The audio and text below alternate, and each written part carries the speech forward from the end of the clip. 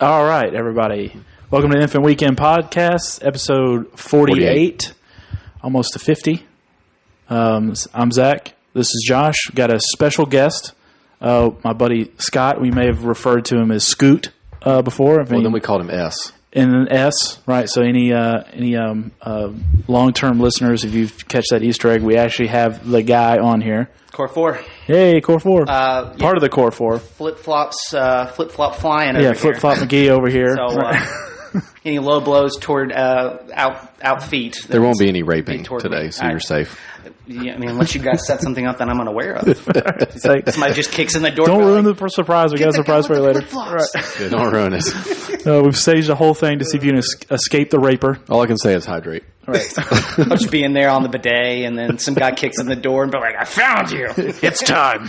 They were right. Exactly. You can't escape me. So I've got a question off the jump. Okay, shoot. Who does the voice on the opening intro? Infinite Weekend. Is that you? That's me, guy. I couldn't tell. That's me. Yeah, we tried to find a good intro. We had a couple little things and experimented with some like what is that? What do they call it? License free music on YouTube. Mm-hmm. Yeah. And then we started like made a jingle bullshitting around, and I was like, we should just keep that. And it was this app like that just had different like jingles, and I just kind of like cut together different stuff, and then it kind of like came out, and then like you can record your voice, and I don't even think I put a filter on it. It's just it's just raw Infinite Weekend coming at ya. Like that's it. Coming in the raw dog. Well, because we had an intro that we made for our old show. Mm-hmm. I had an app that I had done. I had an intro and an outro, but it was kind of pop culture. It was just kind of kiddish. Was it mid? Yeah, it wasn't bussin'. Yeah, it wasn't the main character. Or ass. Right. It was ass. Right. Was not bussin'. See, that's all him. Yeah, bus. Yeah, it was me. And it was just kind of like fucking around, and we were like, let's just make something to have. And it just kind of stuck, and we just like, whatever. I've always wanted to kind of like do it like a better one, but I think it's fine. Well, we thought when we got the last machine to do we thought you were able to mix with it and do like auto tuning. I'm like, we'll just sing our own intro. Yeah. And that thing was a pile of shit. Yeah, I know. This new thing can do effects, but the only problem with it is I've recently discovered is the podcast app, which allows you to do the effects on there. Mm-hmm. It only allows 2 mics in that particular mode. So I'm like, fuck, that's gay. So you can get an attachment to add more mics. So when we have a third, it kind of ruins the whole thing. So we have to do it a little differently. I don't know. We're learning. I learned a shit ton about audio. I appreciate you guys letting me come over and be in the episode after the most interesting man in the world, the Dos Equis man. I once saw Zach Brown at a fucking restaurant in Nashville, but I don't make him fucking hats. I don't ride bulls. You've never been to his house? What's crazy is if you get a chance, go to his store. I helped him move out of his old shop, and it was really cool in East Nashville. But his new one, I haven't been yet. I feel bad, but it's pretty gnarly. I followed his page, and I was like, we'll set him up. He's got that wasn't even half the stories he has. We're going to have him on again. 100%. And jump into just stories. Now I understand why Josh has a boner for him. So that's what he told me. I literally wrote him, and I was like, you might tell Zach to pack his bags. You tell your wife to pack his bags. You found your fucking soulmate. He's 100%. He's got an addictive personality, man. Yeah, he seems cool as shit. I noticed as that was happening, I was kind of sitting in the middle, and you guys were to my left and my right, and I was like, they're like twins. They were like syncing up and looking each other in the face and jerking off and telling the story at the same time. Exactly. I was just amazed by it. I've only known that dude for like a year. He's one of the guys, and I told him, I was like, you're just one of the guys that we were supposed to hang out, but we just never met. Yeah. Same with all those guys in Cali that ride motorcycles. I'm like, that's why we're not friends. You shot your shot, man, and it worked out. He does. He's worse than I am. There was a moment on the episode where I was like, this guy over here will just I was like trying to like make fun of you or whatever for messaging people and being like really forward and everything like that. And it was not. I could tell right away it was not registering with Gage because he's like, I would do the same thing. He does do the same thing. So he does the exact same thing. And then he said that I was like, oh well, fuck me, I'm the weird one here. Yeah, he told you in that show. He was like, I just asked people like, let's go get a cup of coffee in like 45 minutes of your time, and they fucking hit it off. I mean, dude, he was at he went and did a clay shooting competition in Nashville, and Kobe Calais was with them on a golf cart hanging out.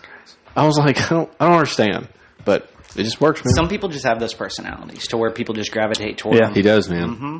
100%. Yep. So now you have to make this episode. I just want it to be better than B's episode because fuck him. and then we got to get Drew on here, so he'll get the last crack at it. Yeah. Brandon has one of my favorite things he ever said. He was like, "I have a problem with falling in love with strippers." Yeah, that was the funniest shit I've ever heard in my life. He hates bitch. He loves bitches. Like literally, like not like, but bitches. Like if she's like gonna come home and like tear up your house, like after you break up, he's like, "Oh my god, let's get back together." Yep, I love that. And he didn't even hold back. Caught me off guard, way off the rails. Yeah, I have a problem with falling in love. I was just like, we need to talk about this. Oh yeah, and he did too. Shit was awesome. Oh yeah. Well, I don't want to mention names, but somebody that I know recently got arrested for being crazy like that, like destroying an ex's house, like dumping lube everywhere, which is kind of weird, and like stealing a gun and all sorts of kind of crazy crap from an ex. And so I saw that, I was like, oh, that would be B's type. 100%. I never dated any crazy girls like that. I guess it keeps it interesting. I guess the sex is good from what I understand. That's probably it. Or there's no sex, and that's why she's like that. The last one that he had, like, put cat shit in, like, all of his cups when he moved out. So he's, like, going home and opening. He's like, there's cat shit in all these cups. I'm like, Jesus Christ, dude. You sure as fuck found one. Oh, my God. Could you imagine? Cat shit. Oh. Ugh. I mean, taking the time to be like, this will get him. This will get him. I'd be pissed if it was in my coffee cups. That would suck. Mm-hmm. Just throw him out at that point. Did she like grab it with like her bare hands or something? She probably did. So let me ask you this: When did you guys meet? Did all the core four meet all at the same time? No. So because I've heard about Scott now because I met you in 2009, and that's when I first heard about the group. Yeah. I think I met you guys. I met him maybe a few years prior. I think it's like probably 07. Yeah. Okay. Because from 07 to 09, it is super fucking hazy. So you met him in your college crazy. Yeah. Okay. So 07 to 09 is, I mix up stories. I don't remember half of it. Like it was a time. And that's when we met in early 2007, I think. Basically, and it was through one of our mutual friends, Lindsay. And I've met Lindsay a couple times. She went to college with me. We were both. I was fraternity. She was sorority. So it's kind of whatever. Yeah. Like synced up, and we're all in those same circles. So we met then, and you were at UNA at the time, or you were still in Florence. I don't know if you were still at UNA. Yeah, I was in Alabama. I went. You came up to visit her, and that's where we met. Mm-hmm. Okay, I believe so. And then I went down to Florence one time to hang out, whatever. I don't know what the reason was. And then that's where drunk. Probably get fucked up. And I was like, yeah, sure. No get fucked up in Alabama. I don't care. Yeah. And that's where I met Drew. Yep. Because y'all were living together in Florence. Mm-hmm. Now I've met Drew. Oh, you're on your way moving out. I met Drew at the theater that day. I don't know if you were there or not. Yeah. Scott. No. That was Drew. Lindsay was there, and then I think it was. But it's been. I think it was Shane. I think it was Shane Ann that was with Lindsay. I think it was Shane Ann that was with Lindsay at the time. Whenever you met them. Okay. I'm pretty sure it was either Shane Ann or dude. That was I don't think it was Kelly. That was like 2010. I couldn't pick him out in a crowd. Yeah. So that's the boring story. The real story is I was graduating college and I didn't know what the fuck I was going to do with myself. Oh yeah. So I had this friend Lindsay who's 4 years younger than me, and she was in a college in Clarksville. And so when I came home, I'm like, well, there's no frat parties here. There's frat parties in Clarksville. I'm gonna go hang out with my friend Lindsay. So I'd go up there, hang out, and we're also Sigma Chi's. Had my Peter Pan syndrome, fraternity life, and I was the guy. Later on that year, I just turned, I think, 23, and everybody's like, hey Scott, well, we're gonna go to Panama City soon. 23-year-olds to sign up for a condo. Do you want to go for free? And if you just sign your name, or we can all stay there. I'm like, yeah, fuck yeah, let's do that. Terrible idea. Seriously, considering it's a bunch of frat guys and we're in a really nice condo in PCB. It was great because you were 25 when you needed somebody to 25 to put down the Was it 25 or 23? I think it was 25. I think it's 25. Okay. I've heard the Panama City stories before too. They're great. I've got one of those too. Oh, See, yeah. I was I guess the promiscuous one I guess that was my kind of, my deal was I was friends with all the girls. Yeah. I'm a short guy. They, I'm not, what you say, just, I guess I'm not scary. So I was just friends with everybody. Yeah. And so, I was too, we but would I go was. and then, hey, girls, come on, let's go. I was too, but more in the sense of key. like a poodle. Yeah, exactly. Like, just for like petting. you were a possibility. I was always seen as like, oh, like a houseplant. You were a show dog. No, you were a show dog. You were a stud in the day, my friend. Okay, everybody liked it. You just got yourself wrapped up in like one or two girls. Like I was just like everybody. Yeah, that's true. Yeah, I did get hung up on a couple. Yeah, that was my big. I couldn't like play the field really. And I was not good at one night stands and that kind of stuff. That's cool. I kind of I lasered in on like a few and then stuck with them for a while and then bounced. And I never did any of that. Kind of my thing. I would date a girl for like 3 weeks. Yeah, and then it'd be I like, could do that. You still want to be friends at first? Yeah, sure. So we'd all like hang out or whatever like that. And like, is it cool if I date your sorority sister? Yeah, sure. Why not? All right, cool. Nice. So it was a good time. I think I got raped on that trip. But but I wanted it, so it wasn't really. You can't rape the willing. I don't no, think. you really you couldn't. No. But it was a girl, and she'd. Thank you. We had gone out all night, so we got a Zach part of this story. So we went to Margaritaville in PCB, and we were all huge table of Austin P guys, and then there's fucking me, the guy that signed up for the condo or whatever. Our leader. Yeah. Weren't we wearing like balloon hats? Yes, we were balloon hats. I got a picture of that. I'll have to post it. It was actually the restaurant before that. What was the restaurant called? Pineapple Willie's. Pineapple Willie's. You see this? We're just hammered going into Pineapple Willie's. We get this big ass table, and this girl is coming around, and we're like getting on our second or third drink, and she's looking at Zach, and she's like, "What do you want?" He's like, "I want this." She's like, "What kind?" He's like, "I want this." She's like, "What kind?" He goes, "You see this? I want it." She looks at me in the face and goes, "What flavor?" And so everybody at the table's looking at Zach like he's a fucking idiot. I was like, "Oh, rum runner." Yeah. So we'd been like drinking. You don't have to yell. Exactly. But so of course I was hammered that night, and I just remember sitting on the back patio smoking a cigarette. I was a social smoker. I didn't really like smoke. Like I would just bum off Zach and our friend. It's cheaper that way. Yeah, you sign for the room, it's the least they could do. Essentially when you're drunk. So right. I'm just sitting there on the back porch. I'm smoking, and I remember the girl comes out, and I'd kind of been flirting with her all night, but not yet. I didn't think anything was going to happen. She just looked at me, takes a cigarette, and throws it over the rail and goes, "Gross." And I went, and then she just started kissing me. Okay, what's going on, man? So like that's happening, and she just literally grabs me by the shirt, takes me back in the room, and I'm to the point where nothing's really working right. We'll just put it like that. Yeah. This girl was determined. We'll just put it like that. So okay. We'll say the bathroom was locked up for a good 30 minutes, and then I walk out, and everybody's like looking at us, and she just goes over to the beer pong table, doesn't say a word to anybody, just starts playing beer pong. I'm just like, dude, what a savage. I just got fucking raped. That's every Nicholas Sparks and it was pretty much it was awesome. Tale as old as time. Oh man, before the books, man, that never happened before. So in Panama City, I think it's I've never been a PC. Man, I think I went to 3 or 4 times. I think it's a cheap, easy. I didn't have that. I was already married at 23. I didn't have the crazy wilding out 20s. I don't really have any good stories. I think that's why I mean, this is just me personally. This is why I've able to kind of settle down relatively well. I mean, they get on to me all the time every time we go out now. And they're just like, "Stop talking to people about your kids." And I'm just, that's just my life now. So I'm like content because I can go back and have these conversations and reflect on of course. the freaking craziness that was my 20s. It was a good time. And then, so my current mistress, and I'm just kidding, the mother of my children.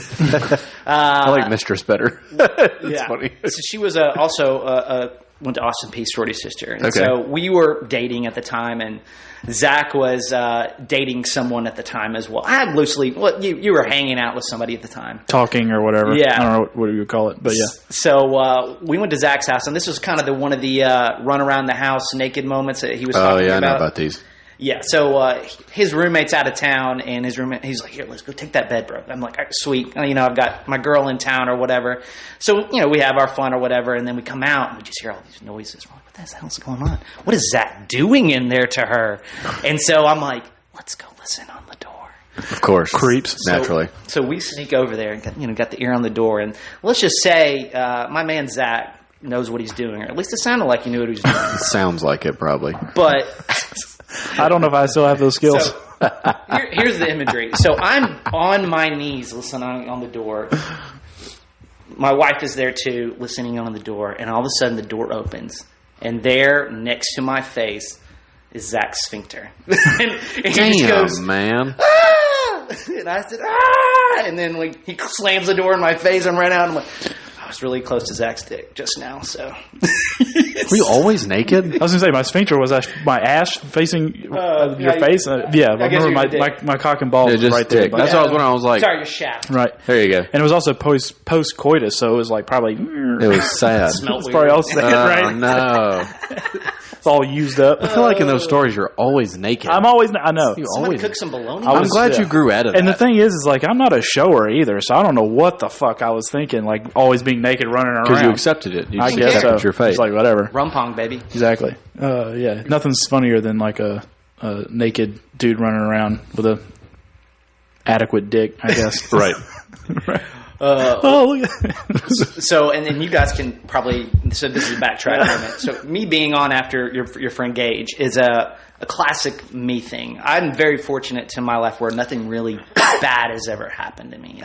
You know, grandparents dying, things like that. But lots of little things add up to where I lose my shit on the reg, and it's just like classic. This happens to me. Like I said, I'm on this podcast after him. You know, super interesting dude, and then there's fucking me.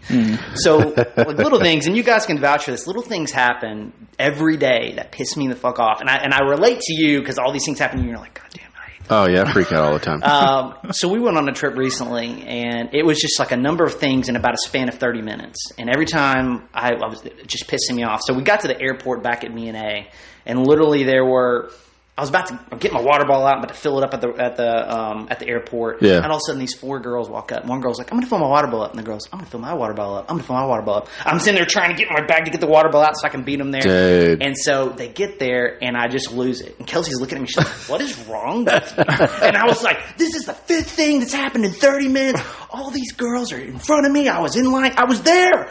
And so I lose it. So I'm thinking. I literally like afterwards. I was like, "I bet Josh can relate to me." Oh, dude, you've got to have things like that happen. Oh my God, it's every day. Hey, I'm trying not to. I'm trying not to anymore, but I can't help it. I do my best. For me, it's like the only way I know how to respond to things. Mm-hmm. I can't help it. Well, when you've got kids too, like you've just got to keep your cool all the time, and then sometimes it's just. I try not to lose it in front of her as much, but she's seen it. Mm-hmm. Yeah. And even now she's getting to where sometimes she's like, "Great, Dad's going to start yelling again." I'm like, "I'm actually not. I'm not going to freak out." It gets to a point where they start, if something does happen, I'm not even triggered, they kind of step back and they're like, "What's he going to do?" Go ahead. I'm like, "I'm not. I'm fine." Let's watch the show. It just happens so quick. It's just instant. I don't have I have 2, I'm either really goofy and excited or I'm really fucking mad. I have no in between. Yep. I don't understand sadness. I don't understand, I don't get none of it. I'm a builder. Like, it just takes...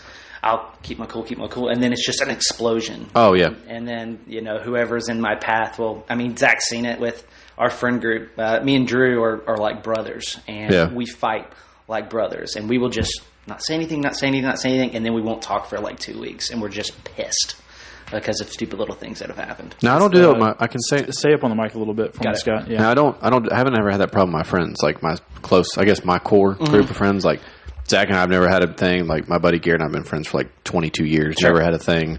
So I can say out of all my close, tight group, I've never had a falling out with any of them as far as not speaking. Did you live with any of them?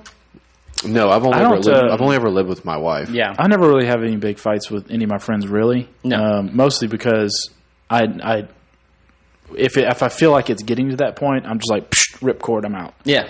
Yeah. And I just don't get it. It doesn't, like, all right, and also, like, as dudes, like, sometimes we just need to fucking back away, and then you come back and it's fine. You just, you know what I mean? You're very passive. You I'm just very don't chill. care. You're just like whatever. Like, most times stuff doesn't get to me. Well, guys, it's not like it's something you've done that hasn't like kind of upgraded me a little bit, but it's like, whatever, I'll be over. I'll get over it in 30 minutes. Be fine. Just back away. Don't say anything. Just shut down for a bit, and then that's how I operate. Anyway, whenever a friend's kind of like pissing me off, I'm just kind of like, let me just shut down, evacuate, come back. Now I've had like acquaintances that I don't speak to anymore that like do stupid shit. I'm like, I don't care enough about this relationship. I'm just do whatever you want. I don't care anymore. Or that. If it's people that I really care about in my life. Like, obviously, I don't want that to happen. I'll try to mend it, but yeah, right, exactly. We'll try to hug it out, kiss. Exactly. I don't know, something. Mouth hugs. Mouth hugs.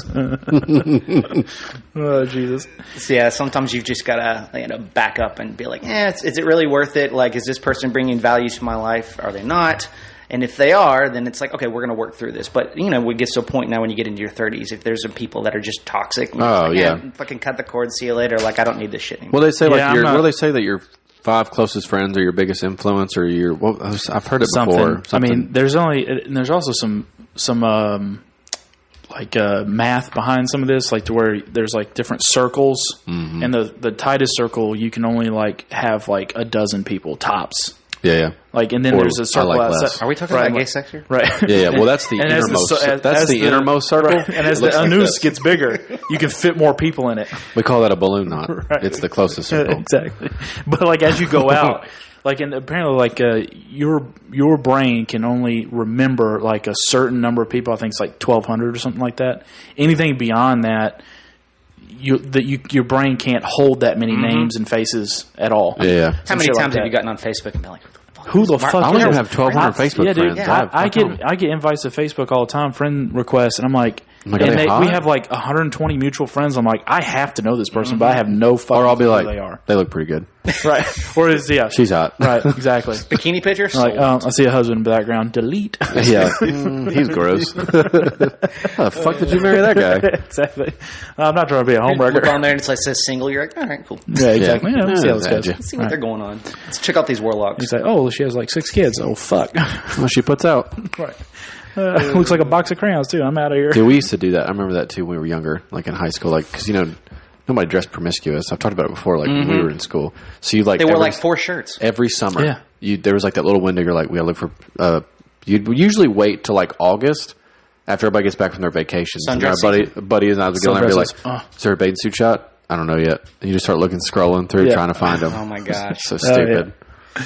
I forget I'm the oldest person here. Like, Facebook didn't come out until I was a sophomore in college. Like, how are you close? Are you as old as Zach or? So I'm actually turning 39 next week. You're still in your 30s. Yeah. So I'm the baby at the table. Yeah, I'm 36. So George is turning 40 in a couple of weeks. I'll probably have another midlife crisis. I'm predicting 35. I think I'm kind of having one right now. I'm having one right now. I think I'm having one right now. Oh, no, you're not. I can tell you. No, I think Tattoo I think and a I kind of. Have you had one? I'm having it right now. You didn't have one at 30? I'm the only person that had one at 30. I had a kid at 30. I didn't have time to do midlife crisis. Good call. Yeah. Good for you. So, yeah, it's I'm having mine right now. I just got to a point where I'm like, man, what the fuck am I doing? Like, I'm just working. I'm just being a dad. Like, that's it. And I freaked out about it. I'm like, this is it. It's all over now. It's real, dude. So, I actually, I grew up playing ice hockey and inline hockey. And so I've actually joined an adult league at 30 years old. And I'm fucking thriving right now. Well, what happens is we gave you shit about it. Well, there's a part when you mentioned like coming back to they make fun of you for being the dad, like your dad talk about my kids, but as long as you don't lose, and this is just my thought, identity of who you are before that. Yeah. Like don't become like I have friends that I'm not gonna say a name, but they become parents and they're fucking weird. Yeah. Like it's all that we're just parents. I'm like, dude, you were this person a year ago. Like you can still be a great dad, but you cannot lose identity of who you are. You have to don't lose who you are, but it's just whenever you have kids get married, your priorities are now different. No, of course, but it's not like that stuff just gets completely tossed away. It's just on a lower. So priority. like you did, you have to have hobbies. Yeah, 100%. Not all the hobbies. Right. I've had the problem where I've had too many because time is your biggest bitch. Exactly. In life. But like you did, like hockey, that's your escape. That's like okay, cool, makes me feel young, if you will, again. You're getting back to what you love doing. So, yeah, that's great. Yeah, just competing and just being out there. And, camaraderie. It's this. Like, we sit around and talk shit to each other. Just bro it out. And just bro it out for, 2 to 3 hours. Like, I've got 2 games tonight, later on tonight. So, it's just like, we're going to go out, bro out, have some beers after it's over, no responsibilities. And then, wake up tomorrow, I'm going to work and, be a dad. Be Monday. This is our therapy. I mean, I have motorcycles and I have the gym, and then I have this. This is my weekly. I do the gym, too. This is my weekly therapy. Well, see, I guess I don't know if I would call it like a midlife crisis, but kind of. But mine, I've noticed this really within the past maybe month or two. most of my 20s and most of my 30s, I've just been kind of like coasting. The way I describe it is that I wasn't really. I heard someone explain it this way. It's not like I was the main character in my own story. I was just kind of like letting things were just happening to me, and I would just go with the flow kind of thing. Yeah. And that's always how I've been. Yeah, that is how you've been. I've always been that way. Like shit just happens. I'm like, I'll make some decisions, and I just kind of go with it, whatever. Right. But I wasn't really active in like pursuing stuff or going, taking any chances. I mean, I tried new shit. It wasn't like I was static, but I was just kind of like stuff would just happen to me, and I just kind of go with it. And so I feel like the past couple months, my mind is more like, okay, I need to like go make shit happen. Yep. It's kind of where I'm at. So I don't know if you could call that a midlife crisis, but it's where it's like I feel like if I can't just keep going where stuff just keeps happening and I just kind of go with the flow. I have to be more active. And so there's like a sense of urgency to that. Yep. So maybe that is kind of like a midlife crisis. To me, it sounds more like you've like kind of, instead of like striking oil or whatever, you've struck motivation. Yep. Like you got revitalized. The midlife crisis, like for me, when I had it, was like I had 2 weeks to live and I'm a failure. Like that's so trying to fill that void was like buying shit, doing like. So what you're doing, to me, yours is way better than midlife crisis. You're like having like a midlife revival. Yep. Like you're like motivated, Renaissance. responsibilities kicking. Like that's a good thing. Yeah. That's not a midlife crisis. Well, it's kind of like when we were talking about like stuff for the podcast and everything like that, and we were, this, that, and the other, and I was just like, fuck it, aggressive. Let's just go. Well, same thing that we hate when ballsy. those guys on Instagram are like, you got to fucking hustle every day. Exactly. So you take like a teasppoon of that and be like, all right, makes sense. Yeah. Stir it up. Like, but I can't. Right. Shia LaBeouf. Do it. Or it's like the David Goggins where I feel like he's like, is your wife like holding you back? Fuck her. Keep going. Be a savage. And you're like, bro, chill the fuck out. I can only take that dude in small doses. Exactly. I support his don't be a fat piece of shit and get moving. Yeah. But like other than that, like I couldn't be around him. No, it's too Sorry. I wouldn't even want to. Even they were like, you get to work out day. I was like, I don't want to. Yeah. I'm good. Thanks. I'm down, He's bro. too much, man. Because I don't know how much of that's. I mean, I'm sure he's like 90 real. He might be one of the few people that's him. Yeah. But I can't be around him. Sorry, that's dude. not the type of personality I'm attracted to by any means. I mean, good for you. Like that you've done some incredible things. I'm not taking anything away from him. But I'd rather hang out with like Cameron Haynes or Joe Rogan or one of them. Exactly. I don't want to hang out with him. Yeah. He's too much, man. All right. You were saying something a second ago, Zach. You were like, just some things would happen. And I was like, and you suck my dick. Things. Right? How was that, by the way? I haven't showered that day. By the way, I fight crime in a rubber suit all day. It's really seals in the flavor. God, that dude is ridiculous. That I love is- how his suit. He totally emphasized too how that suit was ridiculous. As this movie If anybody came wants to know what we're talking about, it's parody. Pete Holmes does these parodies of Batman where he plays Batman. Hilarious. Google them; they're the best. Absolutely the best. We will repost it every time we find time I it, see it. and it's like repost automatically. Lasts for 7 minutes. Send it to me, and I'll post it for this Okay, episode. we'll post I'll it do a little on picture the of it. page. Yeah, dude. It's That is fantastic. the core four. Like that is our group name is called. What is it like? Drew and Brandon changed it. They changed it to Bubble fucking Butt Club or something. Bubble Butt Bottom Boys or something. Actually, like that's that. who. Which is You're the pretty first good. one to send me that video and introduce me to that Batman series. Like this is what we send back and forth. I remember that. Pete Holmes, Pete Holmes is also the one that does the thing where talking about like if you end up coming across a weird porno, like he's like, you ever be thankful you didn't get an erection whenever you're watching something weird. He's like, you'd be watching a video of like a Japanese like newscaster lady sitting at the table, and like some naked dudes come out of the back, and they're jerking off, and they're carrying some long haired cats, and they come on the cats, and they start throwing them at her, and she's dodging the cum cat. No, as he gets a boner. Right, I'm into this now. Or no, what do you say? This is me now. Yeah, you don't want. That would be awful. He's pretty good. He does some good stuff. Oh yeah, it's really I've funny. watched all his Batman videos. Those are great. The one versus Superman is also phenomenal. Super jerk. Fight Bane with one arm and just jerk it with the other.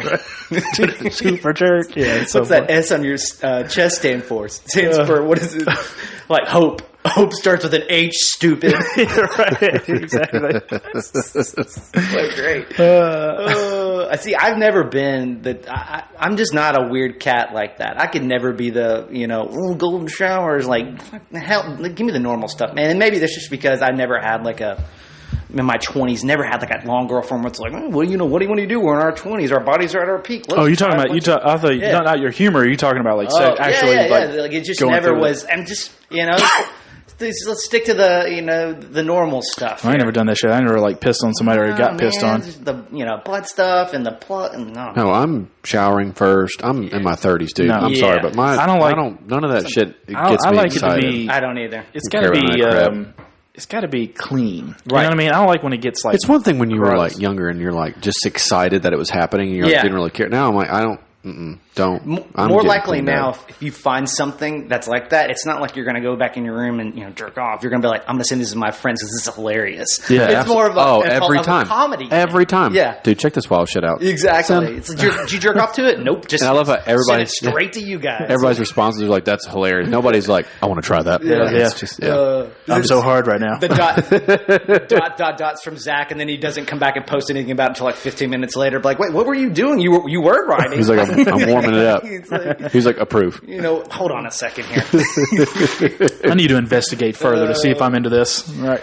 That's pretty good. I did walk in on one of my buddy's computers. He forgot to pull it down, and he had like a quad view of just girls with huge tits, and it was like 4 videos going off at once. I'm like, dude, you're jerking off in the future over here. Like, how are you concentrating on all 4 of these going on? They're separate videos. It's like NFL Red Zone, but for porn. Exactly. Panoramic, dude. And they zoom in on. It's like, this guy's about to score. Yeah. Zoom in on the nut shot on the facial. Right. Touchdown. Oh, that was a good one.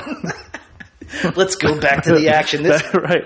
Back to the threesome. This lady's on the goal line. Exactly. I've never been caught doing any of that. Oh, man. I got a super embarrassing. I've almost been caught. I think I may have told this story before, but I've almost been caught, looking at porn and jerking off or whatever on the computer, the family computer. Mm-hmm. And it was a Windows 98 back in the day, right? So like whenever you like load a picture, it takes like forever. It's like all the frames are coming in. Like line by line comes in. You're like, oh, I got some titty. You're like, oh, can't wait to see. There's a nipple. The muff. Boom.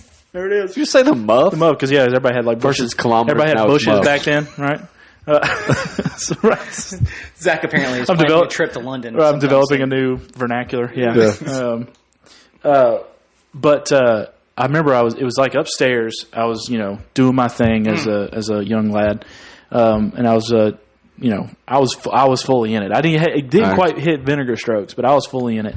We already have an audit. We already have a fan. And then I hear movement downstairs. I'm like, oh shit! And so I'm like doing and of course someone pops in. I'm not going to name names. Walks through the door, and I just secured everything. Yeah. But it was obviously, it's like I'm all like shaking and sweaty. And it's like, Granny, no. like what's going on? Like, what are you doing? I'm like, oh, what are you doing? What's you? Hi, what? Huh? And it's so hot in here. Like words are like not forming correctly. Like you can't say sentences because you try not to out yourself.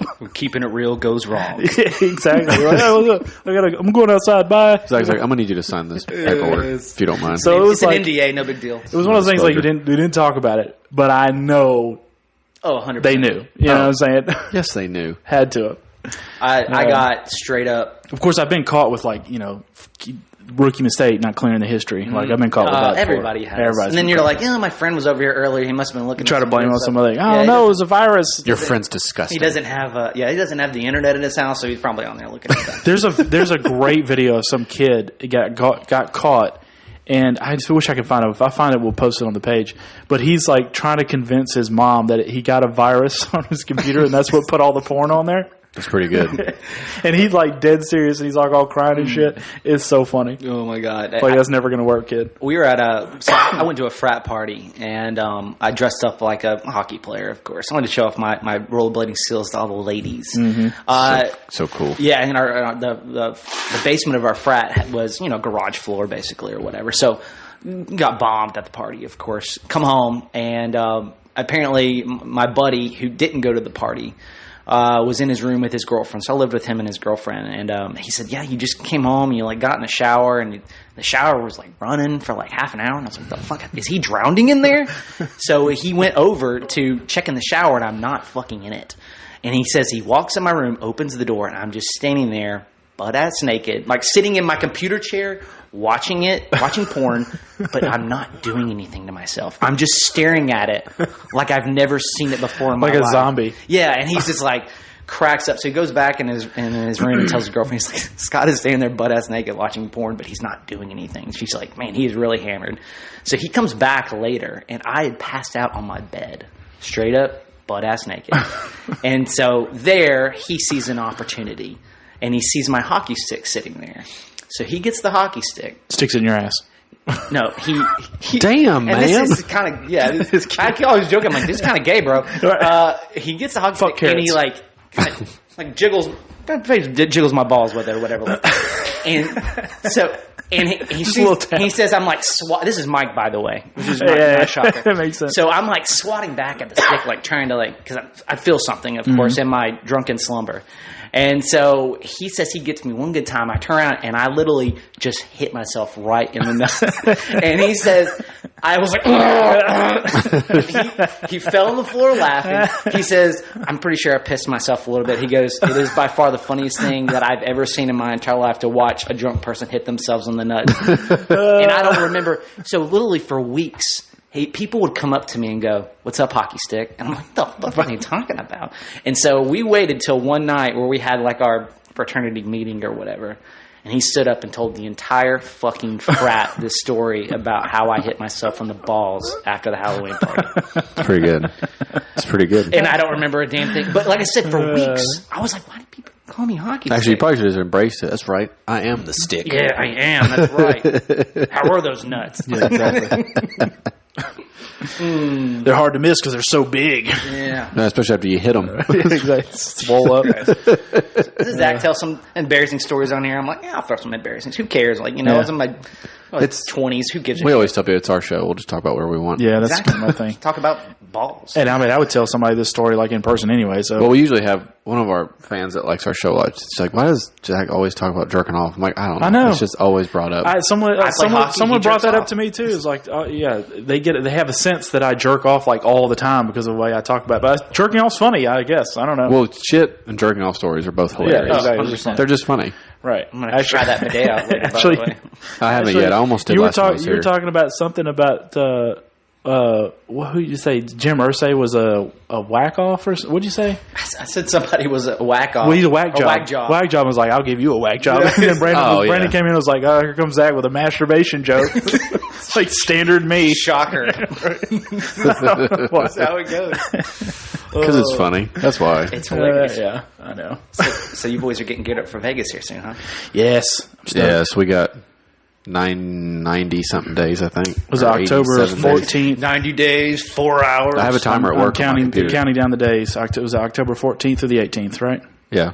No, 14th to the 18th. We'll leave our flights at 6:55. I'm just going to that morning. I'm just letting you know. Come on. I already said I had a guy's trip planned, and it got turned into a golf outing, and I'm not a big golfer. I was like, well, shit, what am I going to do for my guy's trip this year? I was like, fuck, I'll just go to Vegas with Zach. Sure. Dude, come on, meet us down there. You know, we haven't actually done it since COVID. We have not done a guy trip. We haven't done one before that forever. When was the last guy trip we did? I think the NFL draft counted as a guy trip. Yeah, that kind of was. But that was Nashville. That was you told me that was probably the last time that I remember y'all going somewhere. The time before that was probably a couple of years. Mm-hmm. It'd been a hot minute before y'all went. Before that, it had to have been Drew's bachelor party.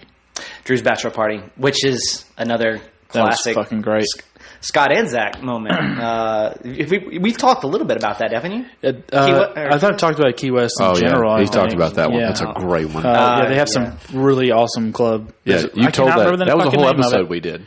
Yeah, right. I can't remember the name of it, but it was awesome because it had like an outdoor like bar music thing going on, and there's a door, a magical door. Yeah, and you just walk into it, and then boom, and it's just titties everywhere, and you're like, this place is awesome. And you didn't have to stay in and buy whatever. It's just you can walk back out, order a drink at the bar. You would have stamp and like the guards would be like, all right, just come on in, whatever. Like you didn't have to. Everybody's in a great mood. Yes, it's fucking phenomenal. You can be mad around that. B and Zach were in heaven. Like it was like they're like, oh, what a live music band. Boobs. Live music band. Boobs. Exactly, 100%. You could shimmy in both places. Yeah, it was great. It was wild. And B got lost. Like he just again fell in love with the stripper, and like we all left, and he was like, "Well, where'd everybody go?" He was like, "I guess I'll stay at the strip club." There was two that we went to back and forth. There was one that was right next to that outdoor venue, And then there was another one like a little bit down the street that we went to that I think was better, had better girls, and we would frequent that one often. That's where he got lost. Is I think that one. Yeah. But that one was nice. That was the I think the one next to the outdoor venue had this like Asian stripper came up to me, but she was like Vietnamese, like and they're attracted straight to him. up, and they right there.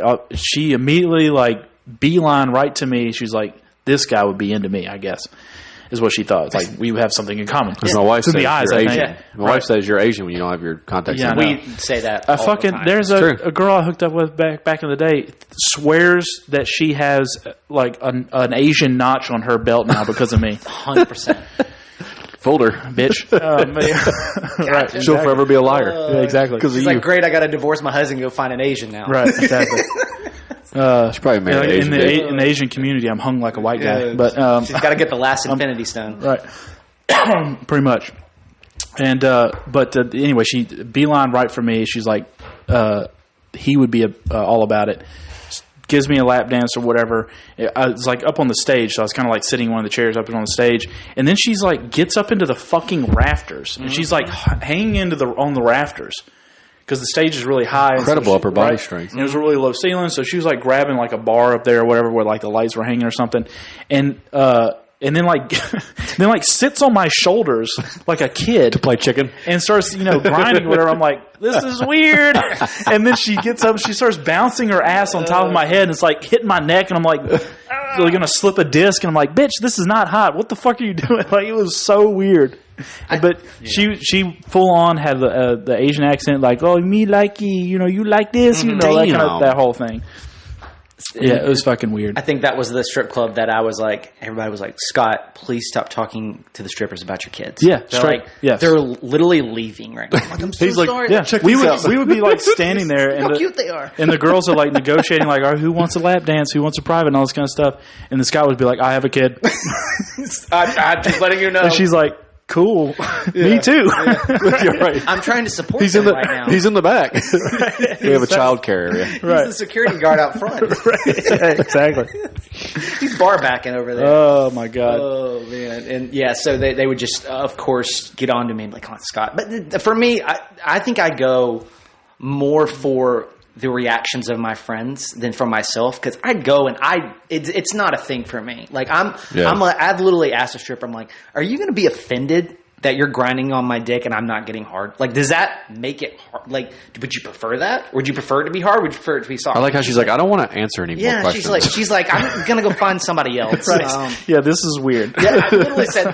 So the funny thing that I don't get paid enough for this. That's the best part of it. I'd be like, this is I great. prefer you to stop talking. Like, can you shut the fuck up and like- enjoy it? Right. Or she pays you. Please stop. Yeah, she's like, here, just put my titty in your mouth and shut the fuck up. Right. We went one time, and I'll never forget this, and all of our friend group was there. And I can't remember, we've done this to Zach too, but we did this, and Zach's told the story about the 80-year-old stripper in Atlanta. Yeah, just a That- Oh, yeah. He went to the bathroom, and then she came back. We're like, Zach, we bought you a dance. He was like, okay, cool. And it's an 80-year-old stripper, and we're all like, ah. Yeah. But one time they did to I me. did get a boner. No, I'm just kidding. No questions asked. No, right, exactly. But we did one time, and this was the biggest stripper I've ever seen in my life. Like, this girl was probably 6'2". And so I come back from the bathroom, Yeah, and they're like, hey, Scott, everyone's 6'2" we bought you a dance. And I look up, and I'm like, Mommy. She put you in a switch. And they said it was like, She picks you up by under your shoulders. He's like this. she was, don't get me wrong, she was beautiful. Oh, yeah. But they said that they saw me, they bought me a private dance. So they're like, let's go back to their room. They said it was like watching a mommy bring your toddler to the bath. So I'm like sitting there, like walking to the back with them. I'll be like, just sit down. Getting a dance from a 6'2" stripper. Damn, that's a tall ass lady. And she's probably also like even taller in because of the heels and she had her everything. heels She was like on. So, and she was probably, I would say, 6'6" with her heels. yeah, she she was probably 5'10", but 6'2" with the heels Right. on. Looked like 5'10" LeBron. still tall. Right. Wow. But like you said, at least she was beautiful. You're like, Right. nah, it's fine.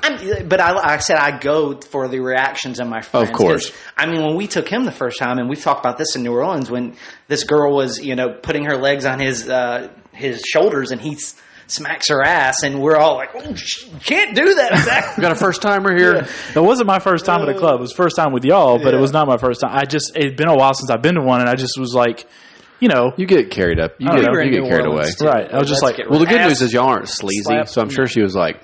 Well, also, we were like literally the only ones in there. Yeah, we were the only people bringing it was like 11 a.m. There's a sign, no slapping ass. Right. Well, we went out back and hung out with them for about an hour and a half and traded Snapchats, smoked cigarettes, and like drank and just talked about life. And they're like, "You guys want to go in and get a dance?" We're like, "All right, cool." Oh yeah, yeah. I remember that. There was also this like really like ghetto fucking stripper that like sat on my lap and immediately started like grabbing my balls. I don't remember this at all. You never told me this. Yeah, she was ghetto as fuck. But I remember sitting back down, and I guess we were just hanging out with the other stripper, and she came over, and she was like, "Hey, baby, what you doing?" And sat down on my fucking lap, and just immediately was like, "What you got down here?" And started grabbing my balls. I'm like, I'm not really into you, but this is awesome. Weren't we just talking about ghetto bitches? Right. I was like, canceled. Yeah, dude. She was trap as shit. Okay. It was See, okay. I mean, that was just another trip to where it got out of hand. I remember we went to one bar afterwards, and I pride myself as I would say when we're in situations. Normally, I'm like, all right, guys, come with me, and I'll just kind of lead us to wherever we're going. Yeah. And I think at that point, I was the only person that had been to Bourbon Street before, so I'm like, let's go to here, or whatever. So we went to this place, and I bought this drink. And they were like, "Yeah, do you want the souvenir cup or do you want like a regular cup?" I'm like, "It's a regular cup." So I get the regular cup and they're drinking. All three of them buy the premium cup, and it's got a girl's ass on it. And they're sitting there drinking it, and they're like, "Look at Scott with his little bitch ass cup." They're sitting there drinking giant drinks out of a cup that's shaped like an ass. Yeah, it's got like, ass and titties and shit. I think I still have that cup. So the whole night they were just like, "What a little bitch." It's like, that's okay. I'll go back and I'll buy one of those fucking cups right now. Well, it's crazy about that day when we were in NOLA is like we started off with 2 grenade drinks. Mm-hmm. It's like the drink down there. Yeah. It's we like did a 2 Long of them to Island start. iced tea on crack. Was that your first time in New Orleans? Yeah, that was my first time. Yeah. It's pretty wild. Even during the day, it's wild. Dude.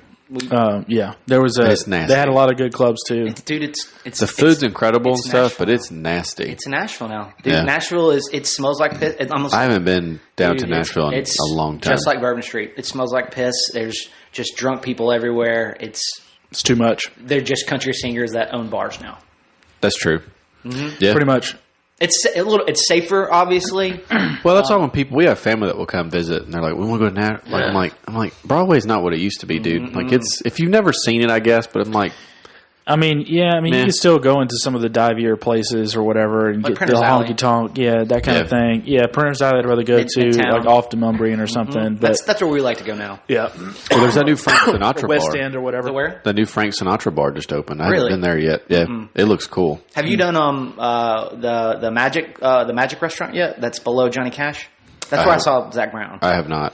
It's you got to dress up really nice. You go down there and they bring in magicians from all over the United States and different parts of the world, and they come in and they do all these intimate magician tricks for you, whatever like that. You eat your dinner, and then they've got like a premiere show that they have where everybody goes and files in and they do some shit or whatever like that. But Zach Brown was down there. We went on I think it was New Year's Eve or whatever, but it was a really good time. The food was delicious, and it's like you and like 7 or 8 other people, and it's like one magician, and he's doing all this crazy shit. You're like, oh, this is actually really cool. So that actually sounds awesome. Yeah, so like it's something you could go down and take your wife to, but it's also kind of like a hole in the wall. Like you don't know where you're going, and you walk down these stairs, and the walls are lined with curtains, and you're like, okay. And then the floor turns into that black and white like checkered floor, whatever like that. And then you go in, you've got this entire restaurant down here, and then in every corner there's a magician like doing a show. That's actually really cool. I've never even heard of that place. Yeah, it's right underneath Johnny Cash's bar on, what is that, 3rd? Where the pedestrian bridge shoots out? Yeah. Yeah, 3rd. My wife knows Nashville really well. So I don't. Broadway, and then you take a right, and there's Johnny Cash, and there's no signs or no nothing. So it's kind of like almost like a speakeasy situation. But you do have to dress up kind of nice when you go. You're going to spend a lot of money, of course, but it was badass. And then we're like, oh, there's Zach Brown. So suck it, Gage. I went to a place. I did go to a place that was like that in Seattle where it had no signage. You wouldn't know. It just, you kind of heard about it word of mouth or whatever, and it was like a speakeasy. I think it was called the Red Door because it was literally like a red door in a fucking alley. You wouldn't You're even know. talking Insidious, that horror movie. Right, yes. Cool, man. And I did that when I went out to Seattle. They had a play. I think it was the Red Door. But anyway, Yeah, it was like that. You go down, it's like you're in a fucking basement of these fucking of old buildings or whatever, and it's dark. It's like candle lit and shit. Yeah.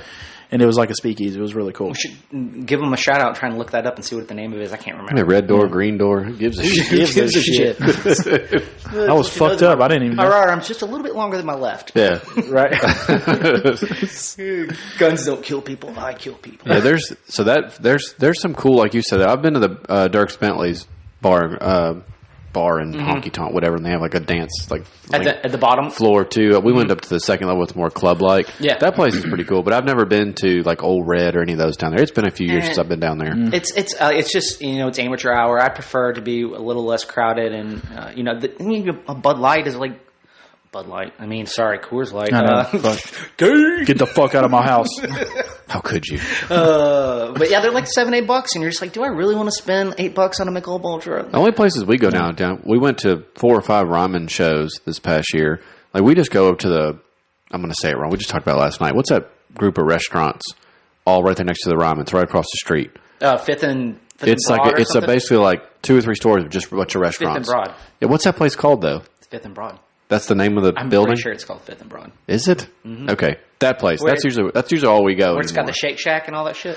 Yeah, it's got like a smoking chicken, a sushi place. It's all in one. That's the only place to go. But as we leave the ramen and stuff, you can see like all those fucking people piling in. But we went like on a Tuesday night one time, and it's crazy. Yep. It's every night now. It's overcrowded, man. It really is every night. I mean, I used to work downtown. I worked at the Margaritaville. We opened that bad boy up and worked there for about 6 years. And I mean, talk about the time of my life. It was, amazing. And Nashville we didn't have any country music singers that owned a bar at that point in time. There were none. And now there's like, 8? Oh, yeah, if not more, Florida probably. Georgia Line, Jason Aldean, Blake Kid Shelton, Rock's got... Kid Rock, Aldean, country. Aldean's place is probably going to blow up here soon. Oh, yeah, because of the my shit. gosh. I don't even know what's going on. I don't even watch. I don't even listen. Yeah, he sang a song that was like, try that in a small town. Yep. Talking about all the bullshit usually goes on. Antifa and the riots and kind of shit. It was basically like, we're not about that, and like, try that in a small town, obviously. And I think the whole controversy was like, he showed footage in the music video of like some of the riots during I guess 2020. And the thing is like it was a mix of like Antifa, so it was like white people, but then there was also a mix of like BLM, and I think in there it was like black people. So everybody immediately gravitated like, "Oh, that's racist." Well, no, it's not. It's true. No, it's not. He showed like it's like if you're going to come to my town, a small town, and try that shit, I don't give a fuck who you are. Oh yeah, we've all got guns. Exactly. Well, my thing is, try that shit. I heard a quote from somebody on the podcast. He had heard it, and it was like, the best way to offend somebody is tell them the truth. Yep. That's all it was. And then now, like, all the other artists are backing him up. His song's through the roof. I'm like, there's more people than you think. It's just a shame. That think that way. We've actually done a few trips to Louisville before. Yeah. And they had a really good, district down there where we would go and have fun and have a lot of drinks. And we had a really cool, sports bar that we used to go to where they had all these drinking games. You would go upstairs and you could play beer pong, you could play cornhole. They had all these. Yeah. And so I actually went back down there recently, and because of the riots, they went through and they just ripped through this entire part, and there's literally maybe 3 or 4 businesses that are open now. It's what did we really accomplish? It's domestic terrorism. You've literally just ruined the biggest tourism part of your town for the really. I haven't been there since then. I love that place. That whole strip with tavern it's all boarded up, man. What is it called? Third or something like that. Yeah. And they had it's the 2 levels. Yeah. It's covered and everything like that. It's got all bars boarded up, everywhere. man. Tavern on Third was like the best place because it had all the games. Had bocce Where is it? ball. You said it's Louisville? Yeah. I'll tell you another cool spot is downtown Paducah. Paducah what? Kentucky. Oh, okay. Yeah, it's awesome. We had friends of ours that live Maybe close that'll be there. the new Louisville. And dude, it's free parking. It's beautiful down there. You never would have thought. It's awesome. That Louisville trip was whenever we went twice, I remember, and one of them was Halloween. Mm-hmm. So we all dressed up as X-Men. Well, we were also there for... we were also there for Lindsay's birthday. Oh, my God. The Wizard Con or Comic Con or whatever was there. I remember that was cool. I got pictures from that. Jason David Frank, my friend. Yeah, that's right. So I was dressed up as Deathstroke, right? And I don't remember when anybody else was dressed up. I was Cyclops. Cyclops. Well, no, this was the first or second time. Whenever we went, and it was for the Comic-Con thing. So I did cosplay. I don't know if everybody did. I know I did, and I know Lindsay did. But I don't know if anybody else dressed up. I didn't for whatever reason the second day. Like the first day I did, but I was like, I'm not doing 2 days in a row. Not 2 days, yeah. So I was dressed up as Deathstroke, and actually there was like a kid that came to me like, oh, Deathstroke, cool. And I was like, took a picture with some random kid because I was dressed up as Deathstroke, which is weird. I mean, it was fine. The mask was really cool. And then you guys did it. Well, didn't you like make it or something? Yeah, I think I bought that, and Lindsay made the rest of it, I think. But I think I bought that mask. But anyway. And then, so that was fun. And actually, do you remember on Arrow, that show Arrow? Yes. His little sister? Yes. Remember her? She was outside of like a Starbucks, like smoking. Yeah. Right. And I think I like bummed a light from her or something like that. I think you told me she was incredibly thin. She like was smaller in person. Very tiny. Yeah. And she also had she was kind of like goth looking too. So she had like classic smoker. Kind of meth. Yeah. She had like giant combat boots or whatever. I mean, still super pretty. But. Yeah. She had huge Doc Martens or whatever. But anyway. That was kind of cool. Super cute. But then I think maybe it was the same time the next day we did X-Men. Yeah. And I was dressed up as Quicksilver, like from the Days of Future Past. I do remember that. And then you were Cyclops. Mm-hmm. Kelsey was Rogue. Kelsey was Rogue. Actually, that costume was a lot better than your Deathstroke one. Yeah, I think it was Quicksilver great. was that awesome. one I put like, a lot into it. Well, you told the story. You were running down the hall drunk. I was hammered. We were starting the night. Yes. I wasn't hammered, but we'd started already. Yeah, of course. And so, I just decided on 30 floors up. Because a couple saw you. And the hotel we were in was like it's with the one that, if you've ever been to Louisville, I can't remember the hotel, but it's got the balcony in the middle and you can see all the way down to the lobby. And so it's kind of, if you got vertigo, don't stay in this fucking hotel. Mm-hmm. But I decided started doing sprints around. I scared the shit out of this girl because I was coming up behind this couple and I was like, watch out on your left. And she was like, ah, and she's freaked out. She thought like she was about to get mugged or whatever. Yeah. And then as soon as I get past them, I'm just like full high hands, just sprint. Of course, it probably looked ridiculous because I was probably going so slow. What's funny is he's like, you never seen a mutant before? But I was full booking it, giving it everything I had. And ran past, immediately, they said, she started laughing as soon as she saw what I was doing or whatever. Like, Jesus Christ, that was Jason Bourne. Holy shit. Quicksilver? Exactly. It was just a blur. Oh, shit. Yeah. And you're all winded at the end of it. Like, for fat, sure drunk blur. Yeah, we've had some times for sure. And then Drew was dressed up like Magneto. Brandon was dressed up as Wolverine. Yep. Or Logan. Yeah. And what else? Andy was Professor X. I forgot that. What did Lindsay? What was Lindsay was when Lindsay was Rogue. No, Kelsey was Rogue. Kelsey was Rogue. Mm-hmm. What was Lindsay? Storm? I think Jean Grey. Jean Grey. That's it. 100%.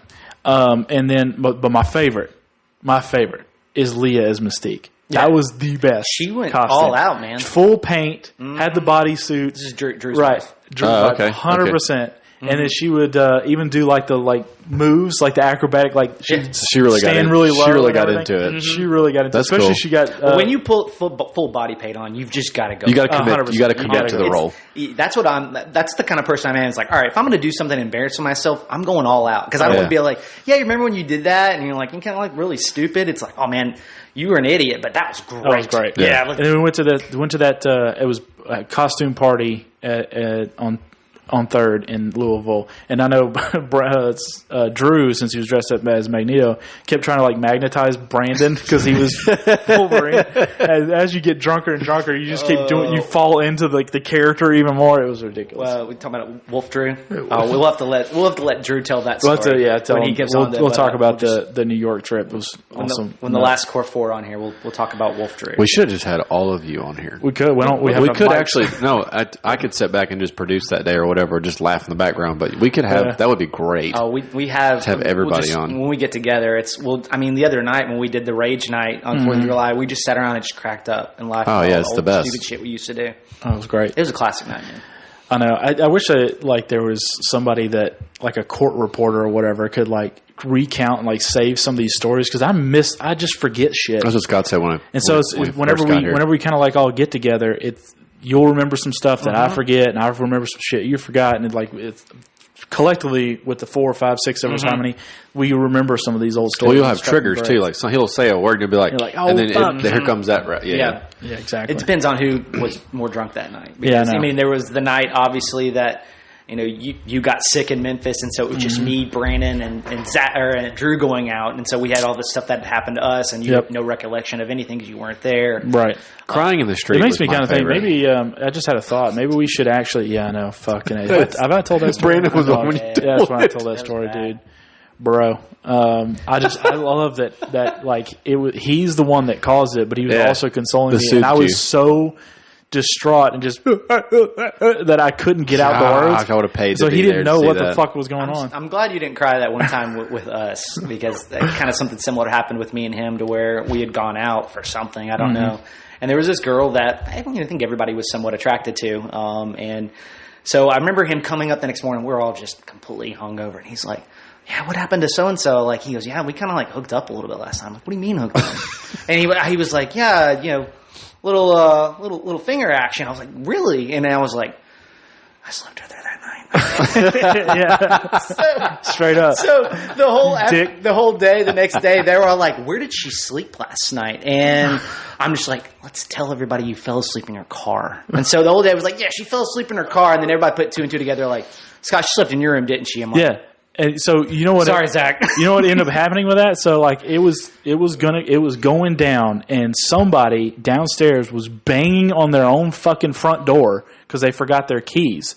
And so I was like, the fuck? And it just would not stop. And so eventually I was like, I got to go handle this. So I went downstairs to like let this person into their own fucking house. Yep. And then just ruin the mood. And then fucking I went back, and then I went back. I was like swooped in. 100%. Damn it! Fuck. I didn't know. Like a bunch of vultures. I was like, oh man, well, that's interesting. I was mad. It's like, don't forget your keys, bitch. What are you gonna do, Zach? You have no idea what you've done. You're gonna cry, Zach. You're gonna cry, right? That's right. Not again. Snip my fingers. If I would have smelled my dick. If I would have known my friend had done cry like that, I would never let you ever forget that. I would bring it up randomly. Well, I'm so glad, because I didn't know that story happened. I think Drew is legit the only one that has not cock-blocked me. I think I'm... Yeah.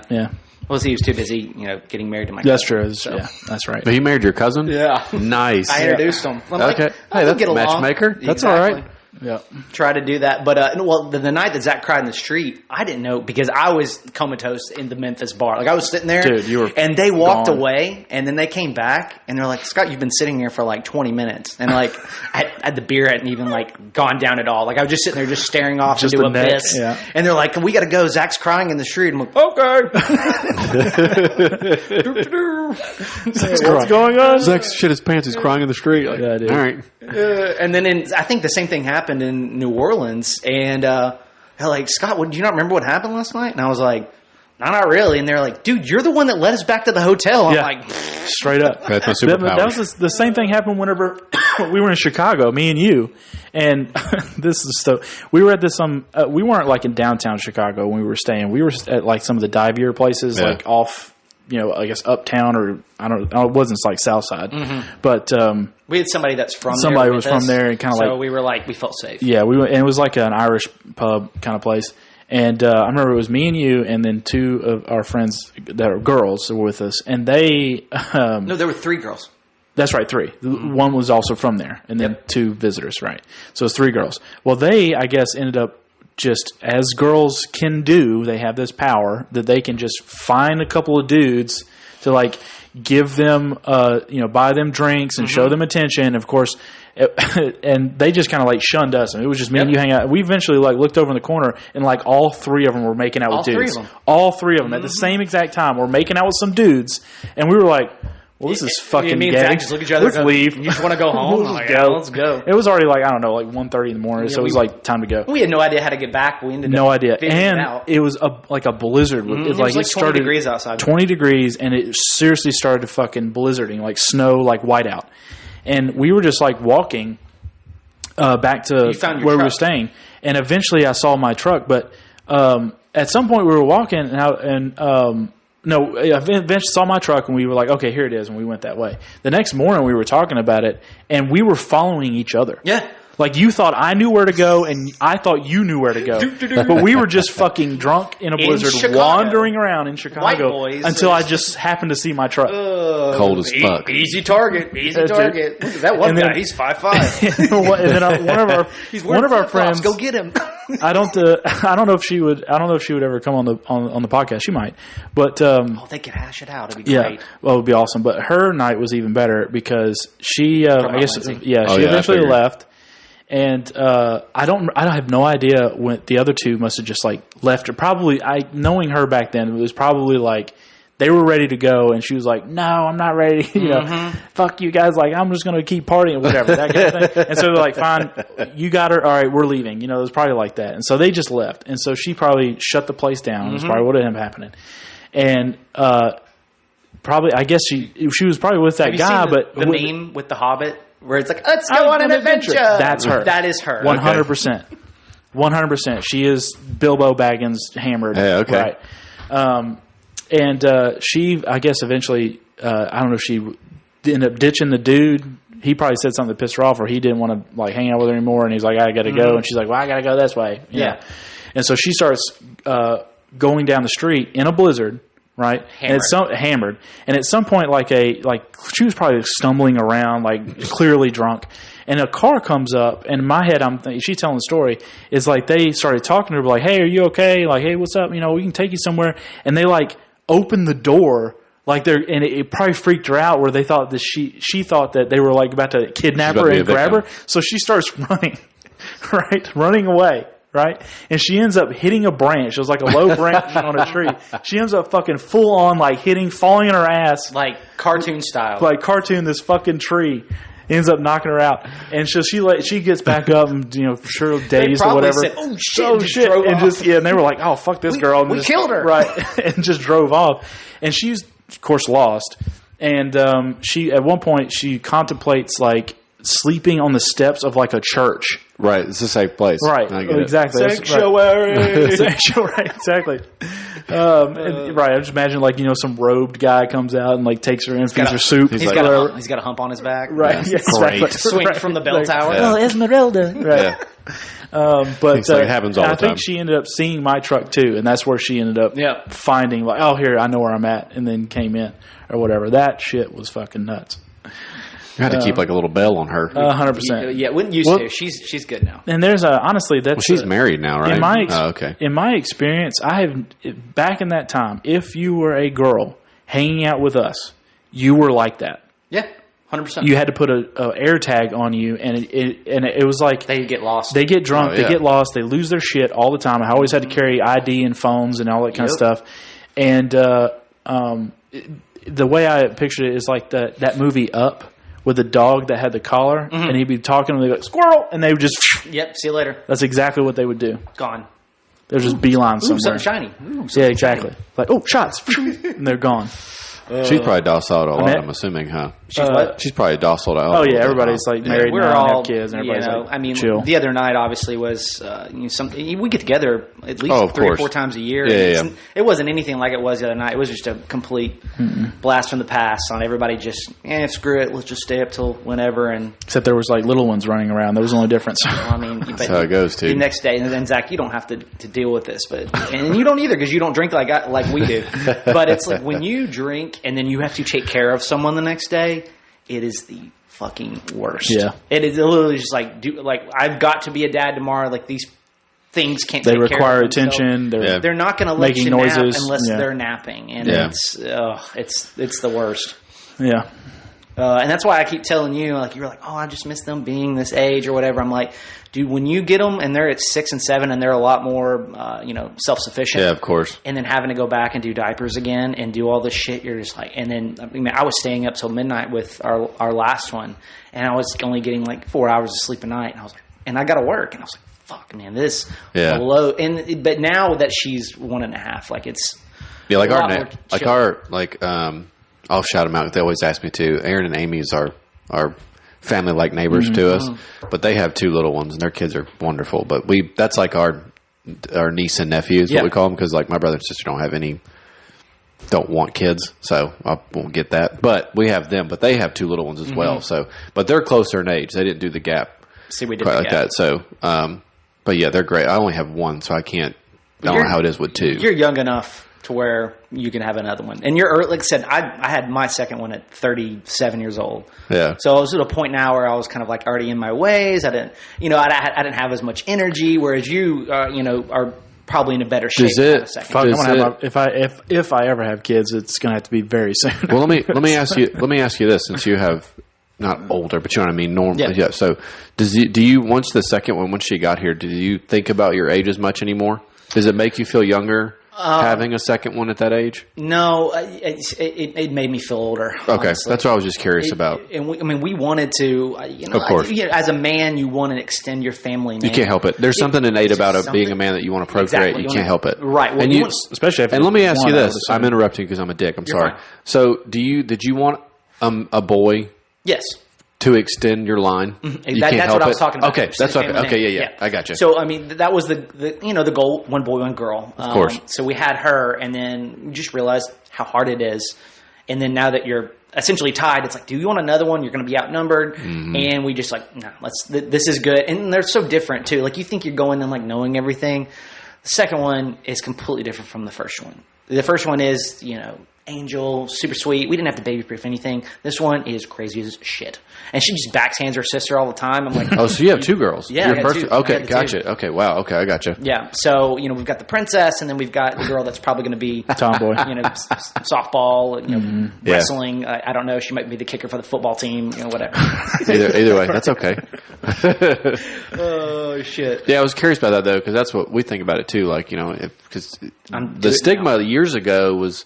have them as quick as you can, as young as you can. But now, like, people are waiting longer and longer. Yep. Honestly, my perspective on it is like I'm fairly agnostic when it comes to having kids. Like, if it happens, cool. If it doesn't, that's also cool. I mean, at some point, I think it's. But to what you're saying is like you need to have like a progeny, you need to have like a legacy or whatever. So there is that's in the background in my brain, right? Obviously.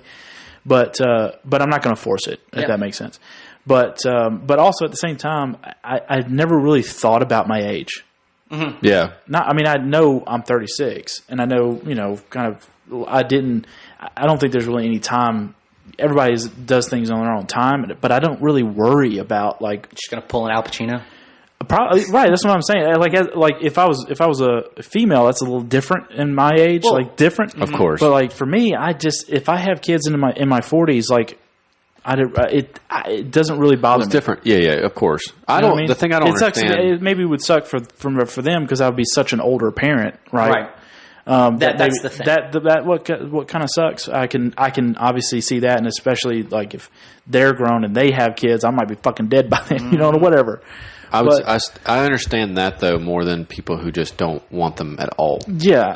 I don't quite, and they have their reasons and they're valid. I'm sure. I don't, and they want to do what they want. And kids do suck at times. It does. It sucks ass. But like, I couldn't imagine even when I'm like yelling and there's crazy shit going on. It's just kind of like, I couldn't imagine not doing it. You love them so much. Well, it's like the people that are like having problems with their, the relationship with their marriage, and they're like, "Oh, having a kid will fix it," because they're using having the kid to fix the relationship. That's existing. The wrong reason to have kids. You might as well just not have kids. It unlocks something in you. I'm a person. I could go and see any type of movie. Anything could happen.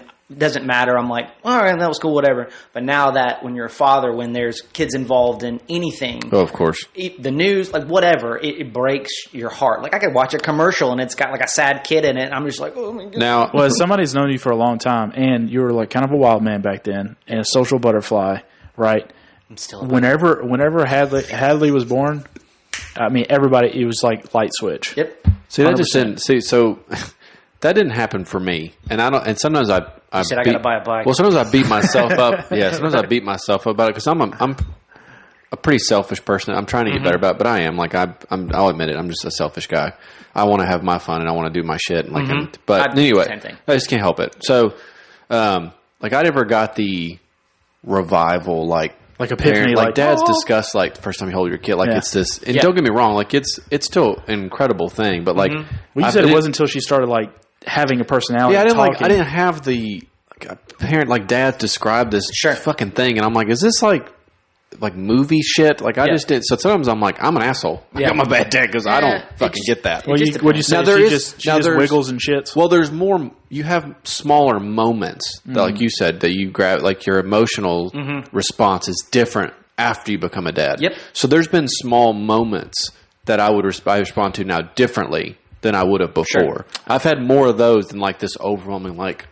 Well, I've heard like I'm floating up in the fucking air. I've heard it described like if you're like just kind of by yourself, you're like emotional range, or your happiness and sadness index is like a 10 and a negative 10, right? You kind of vary that, right?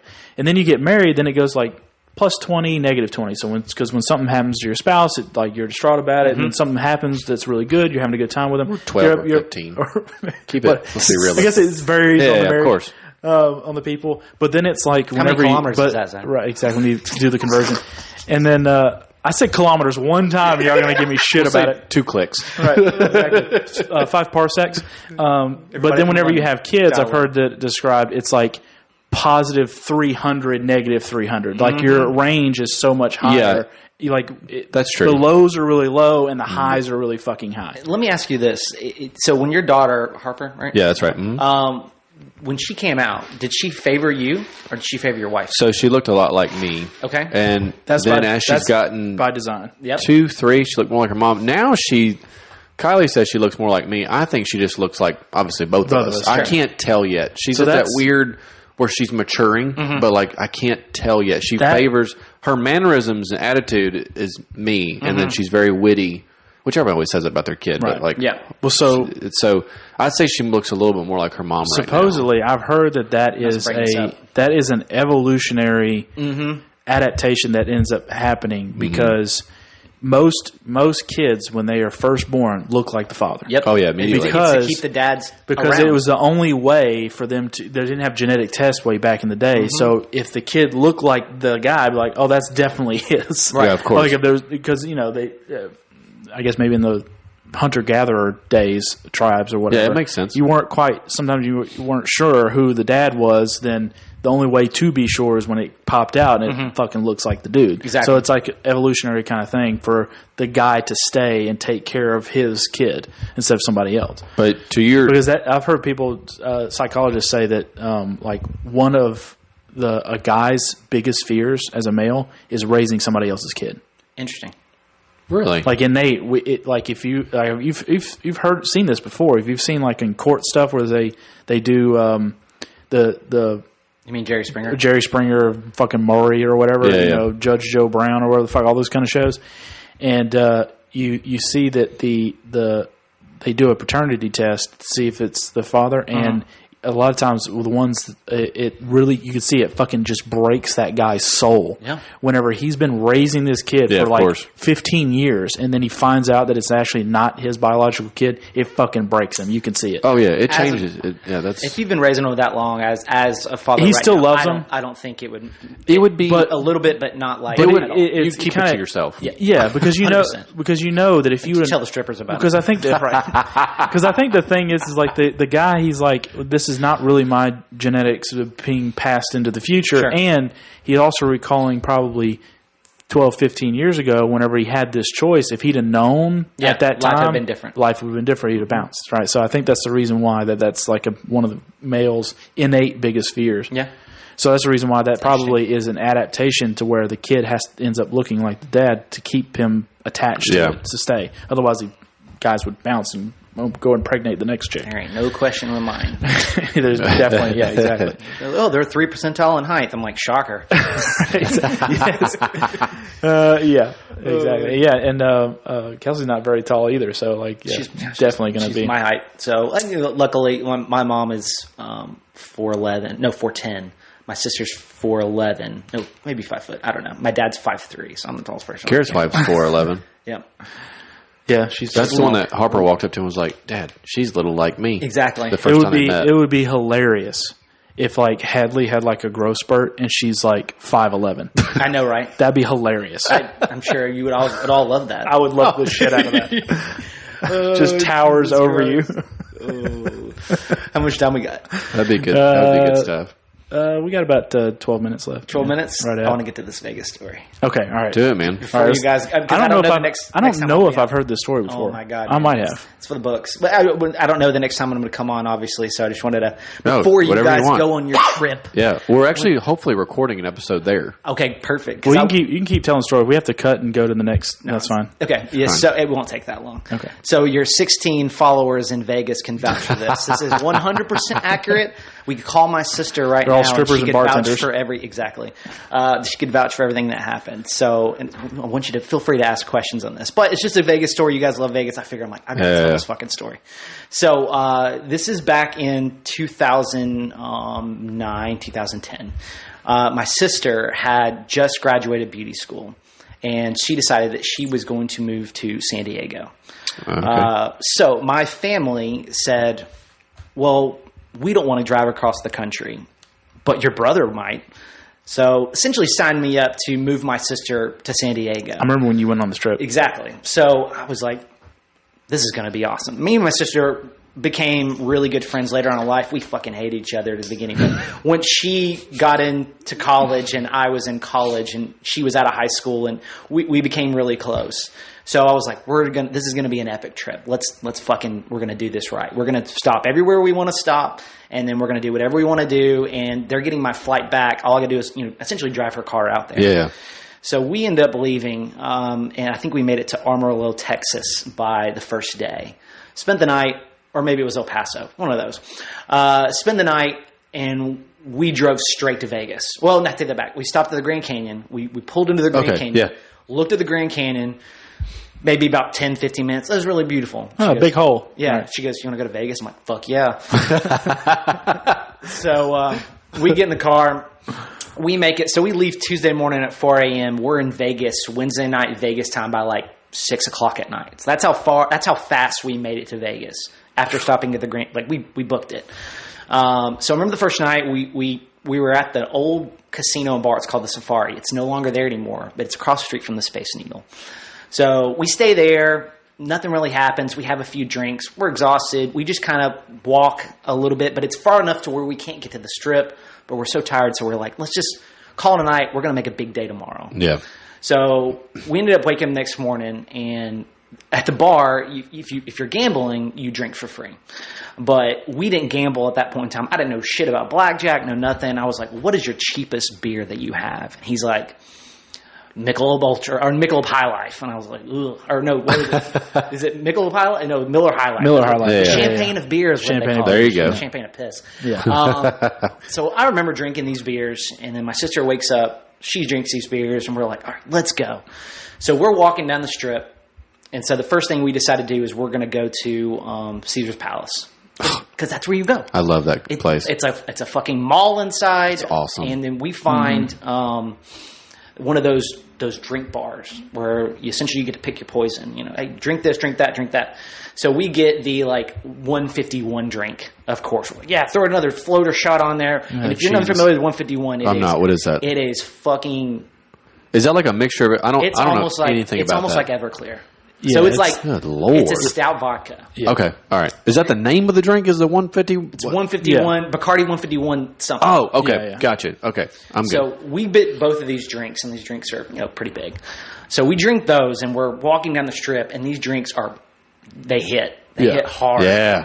And we're walking down the street, and there is this midget with a bullhorn in front of a St. Patrick's casino bar. Beer pong tournament. $1,000 to the winner. And I look at my sister, I'm like, we're going to fucking join this. So we go in there, they give us a shirt, we put these shirts on, we're the Alabama Slammers, because we're both from Alabama. Okay. And we play beer pong, and we do really well. We get all the way to the finals, and then we play against these 6'2", 6'3" guys. So they're just reaching over the table. There's no lean rule, so listeners, there's leaning in beer pong, and your elbow can't go past the table. You guys are like 5'5". Exactly. My sister's 4'10", 4'11", and I'm 5'5" on a good day. And so these guys are essentially dunking on us. We lose the fucking beer pong conversation, but the tournament. But of course, we're hammered at this point because of this 151 drink. Oh, you mixed up. And we're drinking. Yep. So I remember our hotel gave us free buffets. So we end up somehow getting back, eat the buffet, go in a room, pass out. So she wakes me up, and it's about, I would say, 11 o'clock.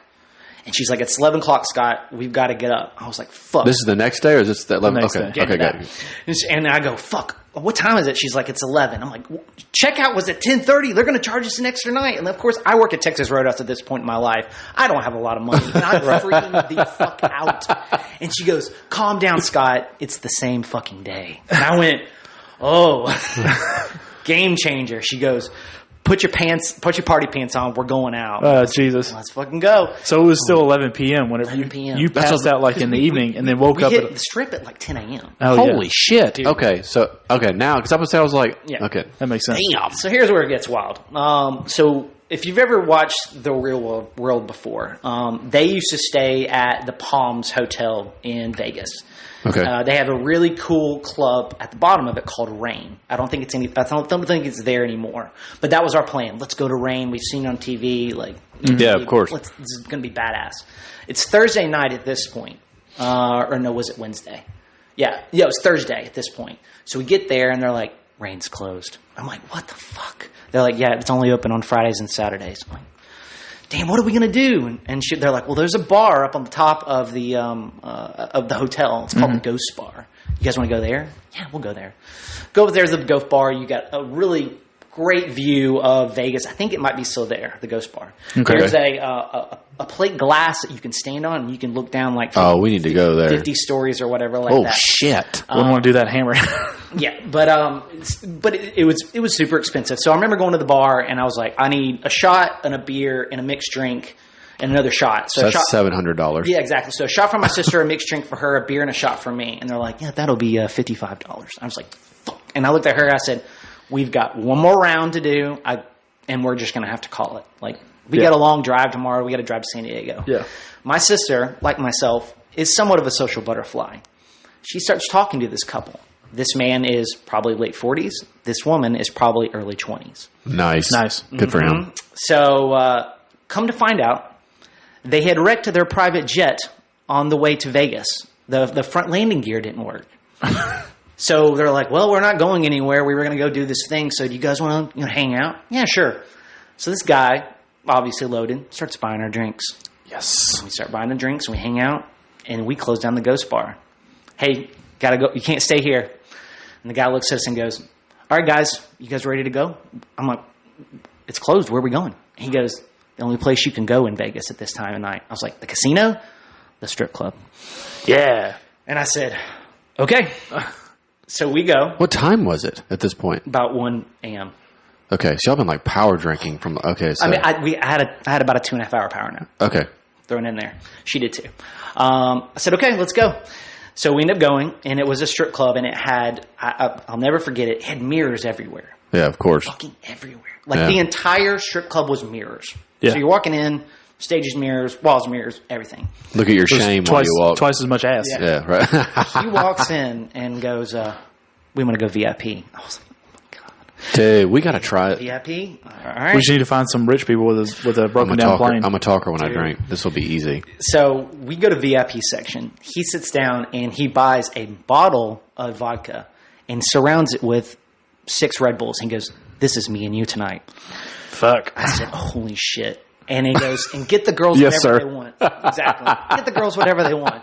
So my sister and his beautiful girlfriend are taking Jaeger bombs like crazy.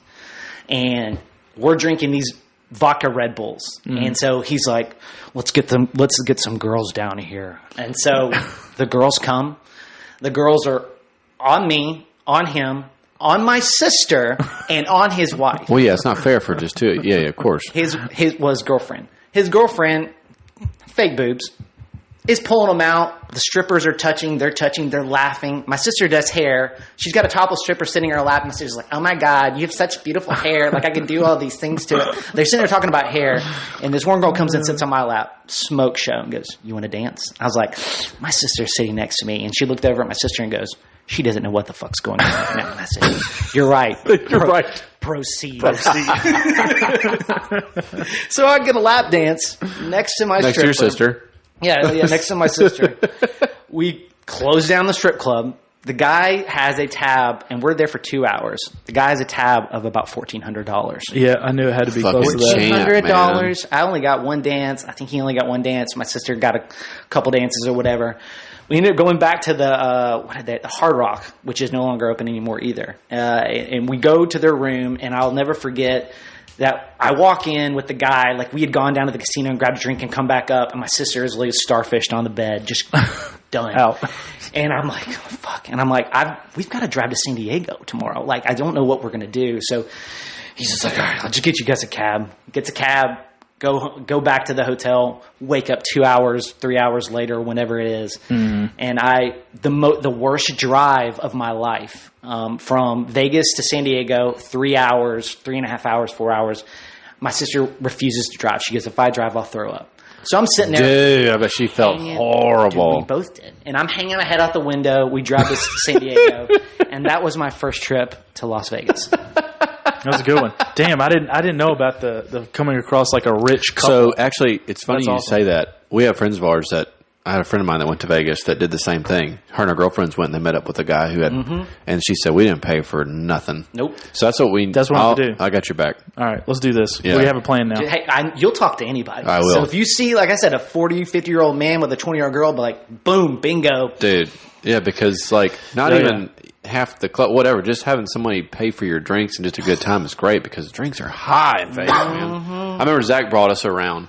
He said, drink them slow. Slow. And he just bring to the table and he was like, because the ones I like because it was like two beers and it was like $50. I think was like, fuck that this. drink I like when I do drink is like $19 a pop. It's crazy. Even a burger down But they make them strong. They make them so good though, man. Like they don't cheap out on their liquor. Just go to the casinos is what you do. But yeah, that'll be key is that's what you want to do is just find someone who's keeping the party alive. They just want to party. Yeah. That's all it is. That's why you're there. Well, I can imagine also like knowing your sister, like she is a social butterfly, but she's also, really short. Yeah. So she's just like, you don't come across a person like that. Exactly. She's adorable, big personality, and a little person. She's not a little person, but you know what I mean? No, I know what you mean. Yeah, she technically is. That's short, dude. She has so much energy in this like little, like she could get a handicap sticker. No lie. Probably. So that's serious. Yeah, exactly. And really pretty and everything. Like so, I can definitely see, especially the 23-year-old or the girlfriend of the guy just being enamored with. I hope with her. 100%. My fantasy for going back is hopefully to meet a celebrity would be killer. Yeah. Because last time when I did meet, he's more of a celebrity now. I met Jackson Dean at the airport, but hopefully this time I'll actually see somebody. You just need to go to the places that have the bottle service and the experiences that people go and do when they're in Vegas. Yeah. Sapphire, that was the one I'm going to say the medieval thing probably is not the spot. Oh, no, that was just for Zach and I. That was totally just us. Look at that. We were way too excited. Is that Britney Spears over there? We were way too excited to be there. The whole time I just kept thinking about the cable guy. Because he and him, they went there and ended up like we should have gotten in the middle and like with our blades and like fought each other or whatever. And my thought was too because I haven't traveled a whole lot. So my thought was like, if we went anywhere else, would I have acted the same way? Because I was like just completely on like cloud nine the entire time. I think I slept like 5 hours in 2 days. There are lots of places to where you'll just be like, this is great. It's just you would have done really well just because you're so high energy. Like you would eventually developed the tolerance that we have, but. When it comes to alcohol, because I know you. I don't. You eventually would have. Yeah. But like if we don't know, we have known each other for a long time. I'm very calculated. But on you my just drinking. Weren't into, I guess, the heavy drinking thing like I was. I just wasn't an alcohol guy. Settle down. That's what happens. I mean, the big thing why we drink is to meet girls. I mean, let's get real. I mean, it's great to hang out with your boys and have a good drink, but when you're in your 20s and if you're all single.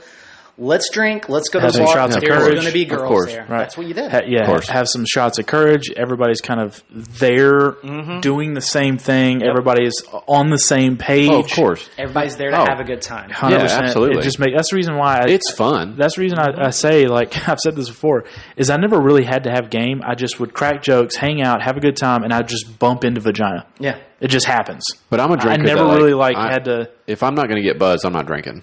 Like I don't see the purpose in. Like I can't come home from work and be like, gotta crack open. No, I don't really do that. I'm like, I don't care. It does because let's be honest, it doesn't taste great. Depends on what you have.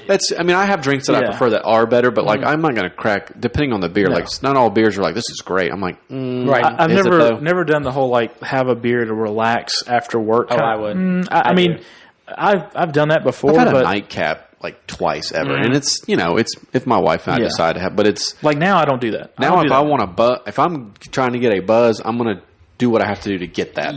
That's my. I'll have some beers at dinner and stuff like that. That's my purpose. I won't even do that. I hate drinking while I eat.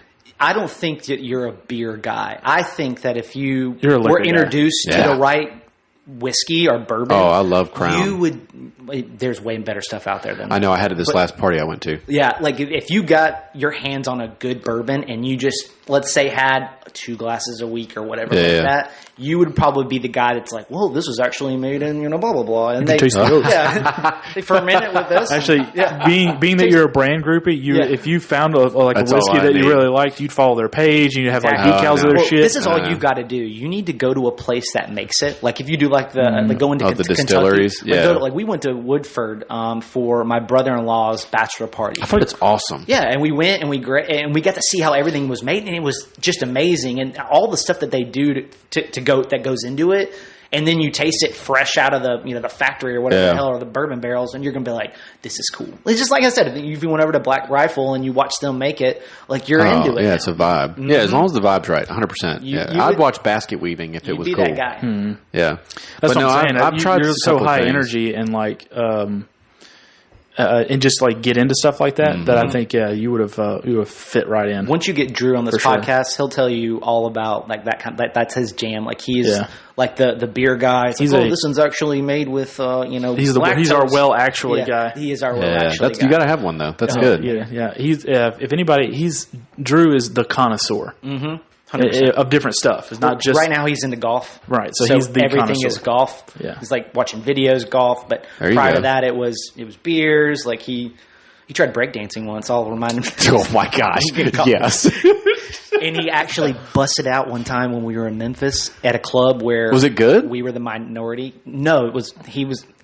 He's white. That's no rhythm. That was while I was dying in the hotel room. And like he busted out, and like all of these ladies were like, "Keep going, white boy, keep going." Of course, you're feeding him energy. That was the trip, wasn't it? While I was dying in the hotel room. Well, he did it because there was a girl that B was macking on, and she's like, "Yeah, if you get down and breakdance right now, I'll make out with your friend." And Drew's like, "Gotcha, bro." And just that's all right. That's all right. Good for him, man. And B ended up making out with this chick because Drew broke dancing. D-Man put it down for him. He did, man. I remember. I hated that I missed that trip because I was dying in the hotel room with fucking food poisoning. We were driving from Tunica to Memphis, and we got about 30 minutes in.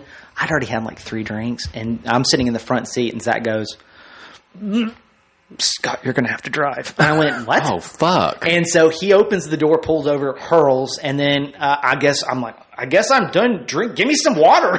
So fucking Patty Melt. So I get in the car and I drive the rest of the way to Memphis, and Zach is dying in the bathroom. That's my biggest fear. I still to this day I shy away from Patty Melts. I look at them. I'm kind of like, I don't even do Chinese food anymore. I got it last time I got it was about 6 months ago, and I'm terrified of anything. I think I had to stop a couple more times before we got to Memphis, and it'll whoop your ass. Yeah, I had some bad ceviche at the beach last year. What is ceviche? It is like raw fish, but what you do is you make it like in a salsa, and you put a lot of lime juice in it, and the lime juice cooks the fish in the salsa. Like pickles it. Yeah. What? Yeah, ceviche. Look it up. I did not know that. And I guess, so funny thing about this is I'd gone on my first deep sea fishing venture with my buddy Mike, the ball flicker, and his dad. And I caught, I'll show you a picture of it. I caught this, what kind of fish was it? I don't know. This was a 25-pound fish. And we went out there with a guy that is very familiar with. What color was it? It was pink.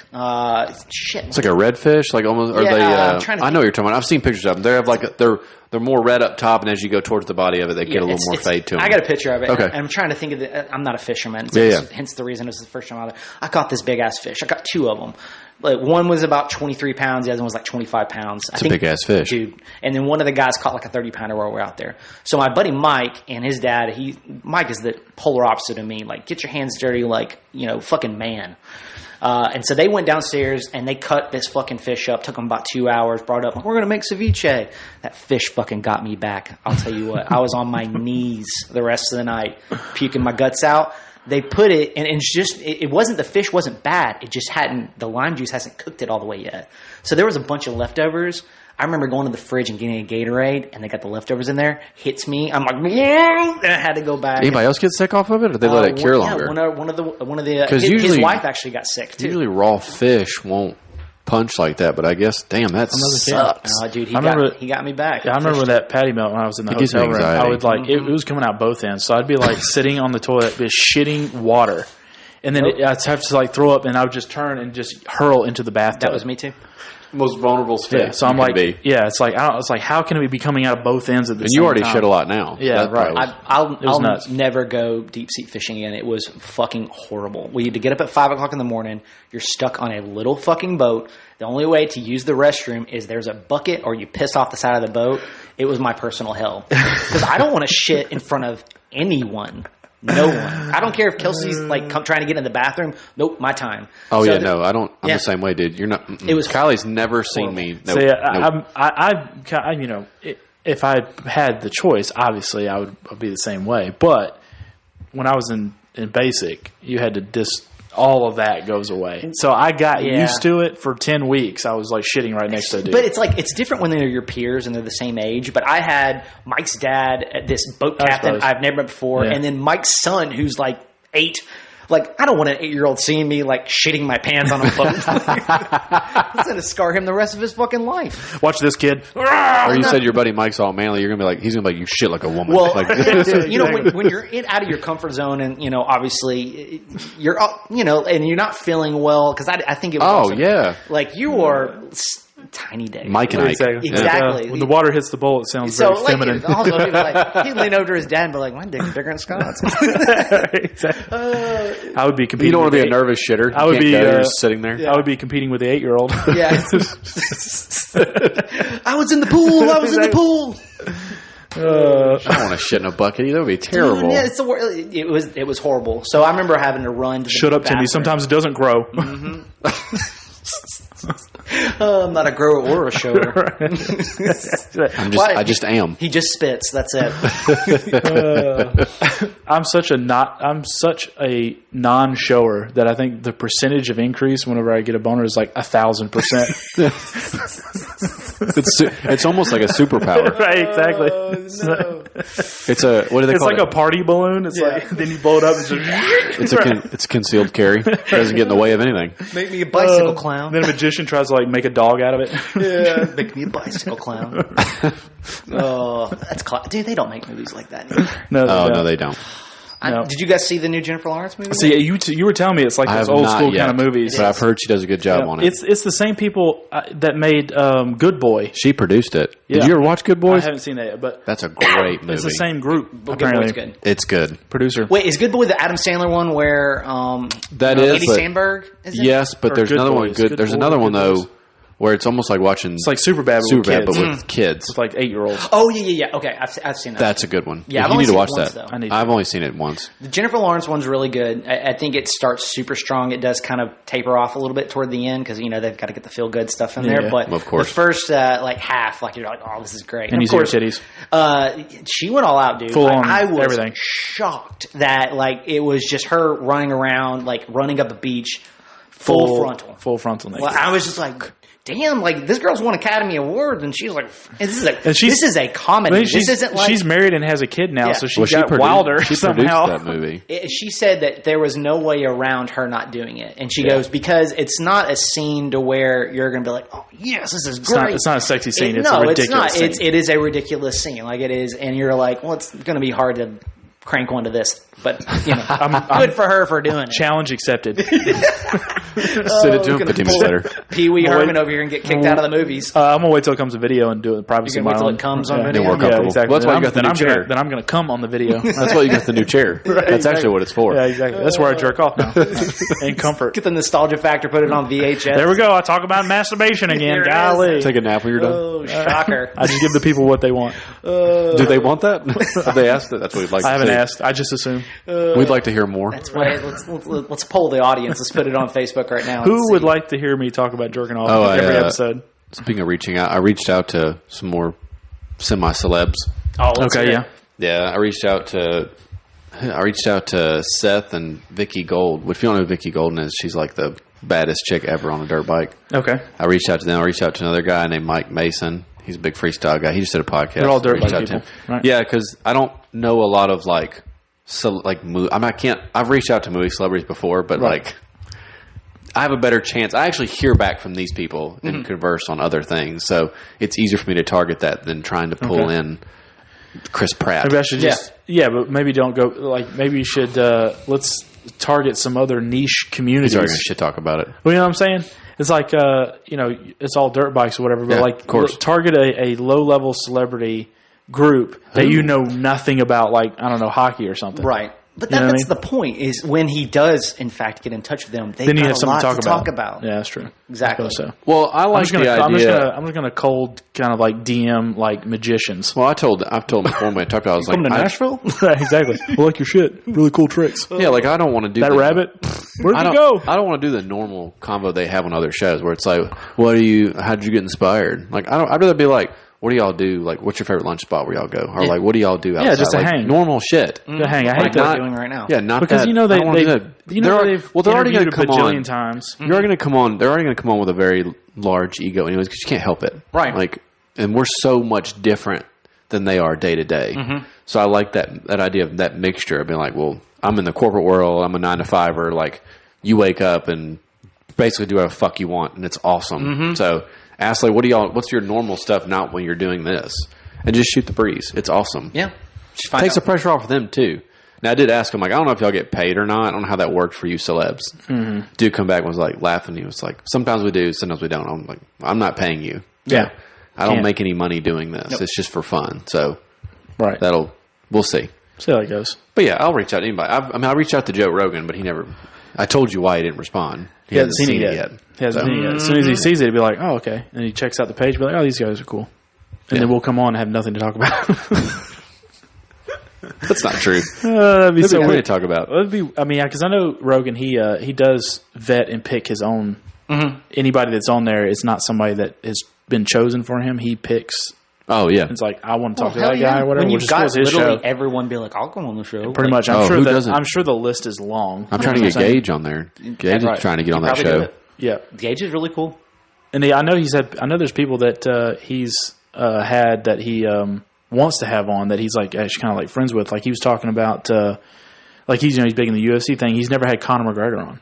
Oh, that'd be a great show. Man. You would think Conor McGregor would have been on Rogan because he's already in that UFC fighter, and Joe Rogan. He's never had Chris Pratt on. Never had Chris Pratt. And they kind of run in some of the same circles and that kind of thing. He's never had Matthew McConaughey on, even though they're both in Texas. He has actually. Is he on McConaughey? He has 2 years. I'm a McConaughey. I love Matthew McConaughey. He could read the phone book. I think he had him on 2 years ago. Yeah, he did. That's over right. a phone call. Yeah, it wasn't in person. That's the reason why I didn't. But he should again though, because they live in Texas. They're both in Austin. Of them. So maybe in the future that will happen. Could listen to him do anything. Oh yeah, I love Matthew McConaughey. I would love to have him on our show. 100%. Dude, he's probably. I heard he's stinky though.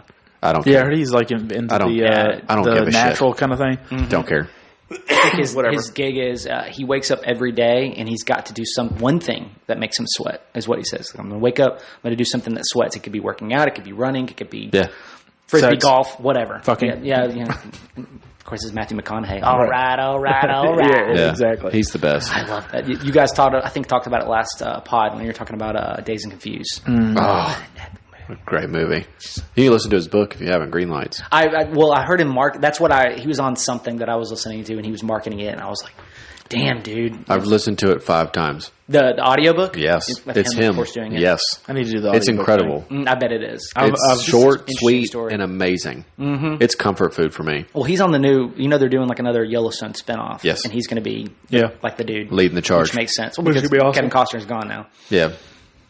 It's all that his wife is packing her shit up and moving out right now. So he just wants to drive his Tundra and fish. He don't give a fuck. And I could kind of tell from the last season they were kind of sidelining him baseball anyway. Fields in the middle of nowhere. Yeah. That's it, man.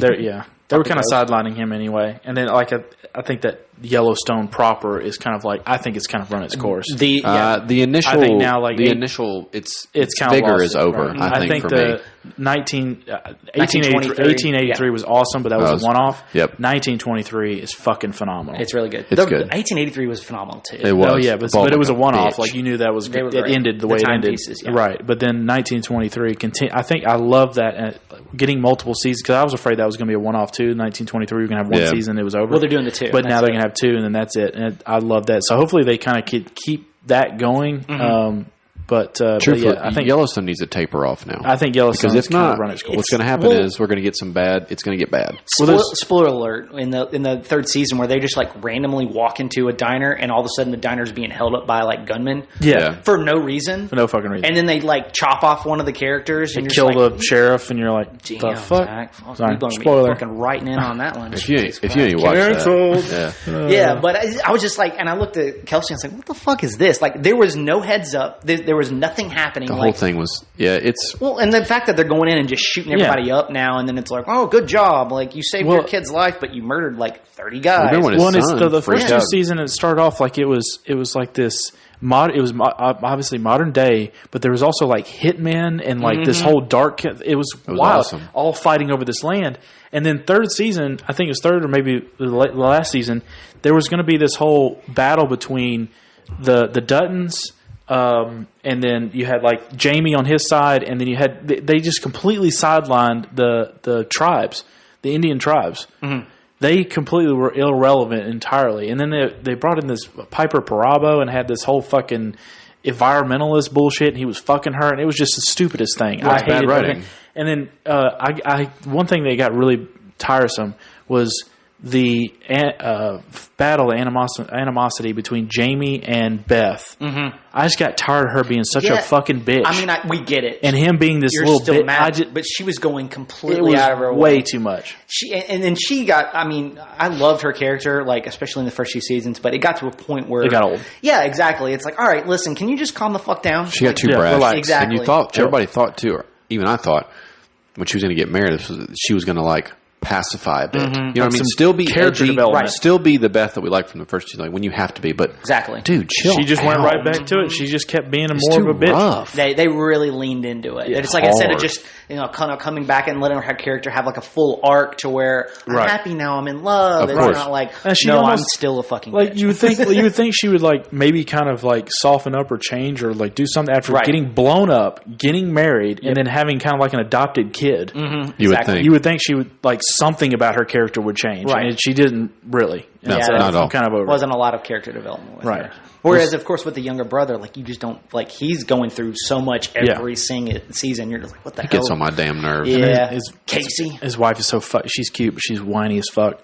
He gets on my damn nerves. She's not even Indian. No. She's Asian. She's Asian, full on Asian. Yeah, perfect. Zach's like, I love her. He's like, I know she is. I gravitate toward her. He's got a new movie on Netflix. I've recently discovered. I know I have kind of a weakness for Latinas. Mm-hmm. Really, but I think if they're kind of like a mixed Asian, game over, done, son, absolutely. I like it. I hooked up with one Latina once, and I told, of course, Drew about it or whatever, and I was like, yeah, she kept saying like, oi, oi, oi, like during or whatever, and somebody was like, that means today, Scott. She just kept saying today. Today. Like, in this right today. Now. I was like, well, that's embarrassing. Today. You should never have asked. Never have asked. And then. So yeah, that was the one time in college, and I was like, you said some really really crazy I thought you were really into it. Yes, apparently you had somewhere to be. Yeah, exactly. Yeah, some better dick. Yeah, apparently. Jesus Christ, I thought it was going to be better than this. You got yours. You're fine. I just need true story. I've only ever hooked up, even though I do like him, I've only ever had sex with one Latina girl. Only one? Back in the day. Well, I mean, I've only had one too. Oh, yeah. I've only had white. Yeah. All the rest of them were white. I think it's white, Latina, and then I don't think there's no Asians in there. No black girls. No, nothing. No checklist. Yeah. So it's mostly white with you have a lot of work with to do. little spice. You have a lot of work to do. Yeah, well, right now he's not looking at ethnicity. He's going out and like, man, that girl looks like she could pop out a baby. Right. You need a breeder. Yeah. Well, we didn't talk about this. We talked about it earlier on the pod, but I'm donning this goofy fucking ring. It came into the fucking mail today. I know we've talked about it on the pod before. I've never seen you wear jewelry. I Do you know that? Ever. Well, besides watch. That's not jewelry.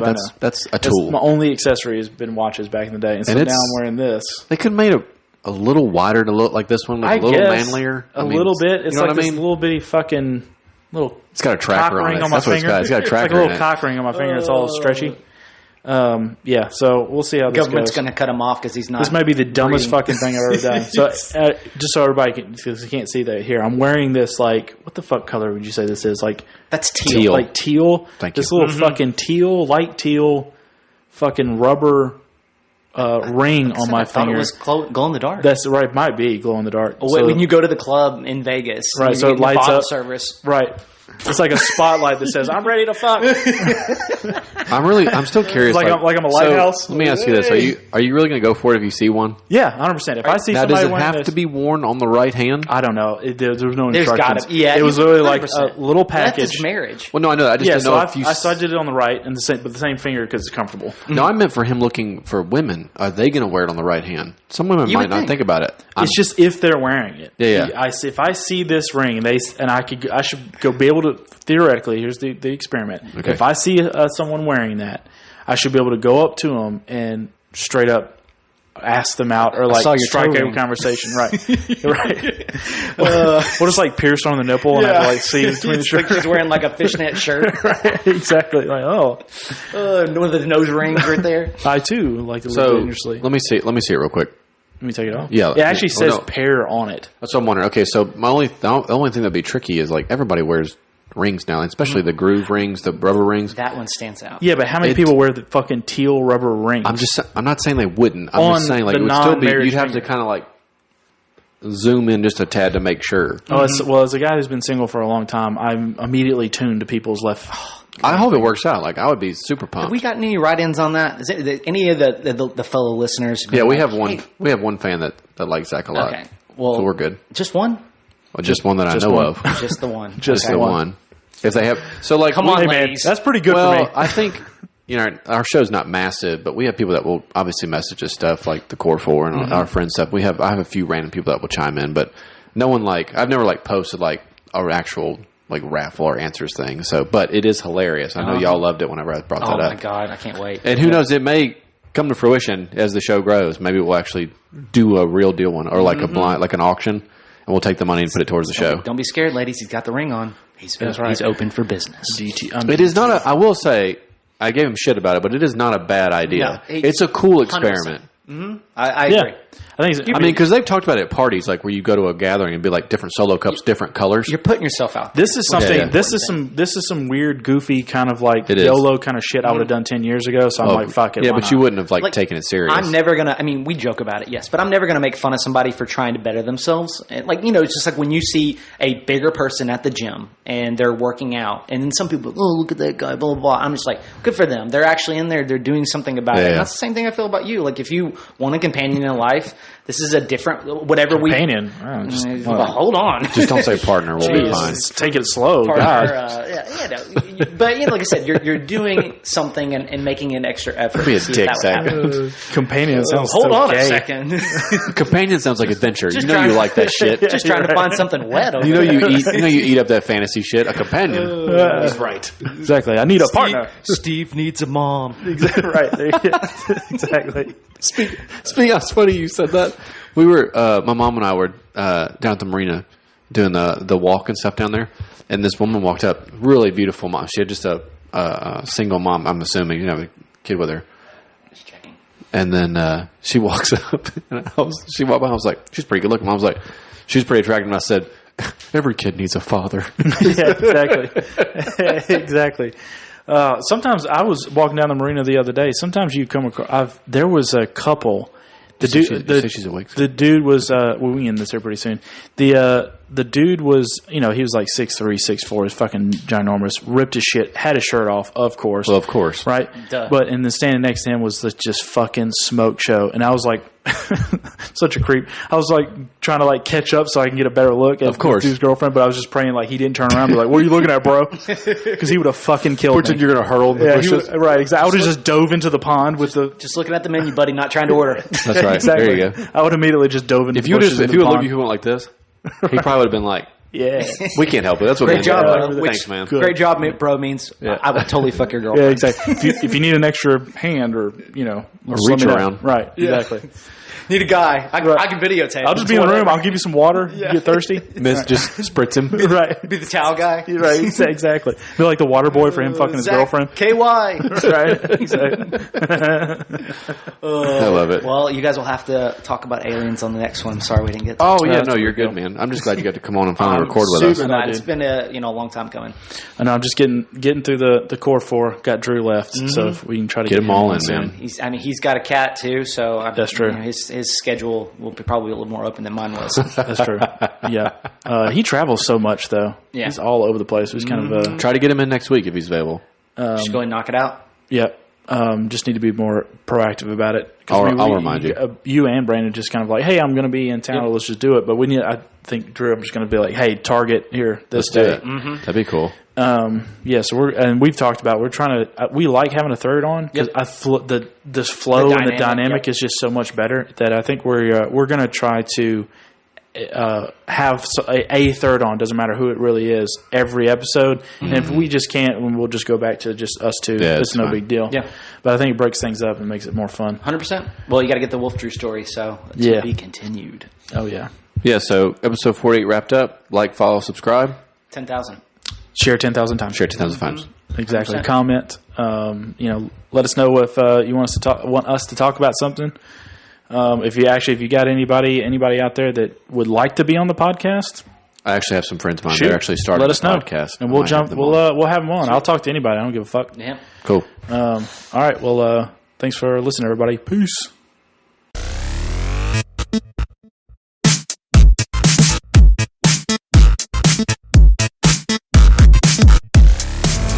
Oh yeah, every weekend coming at you.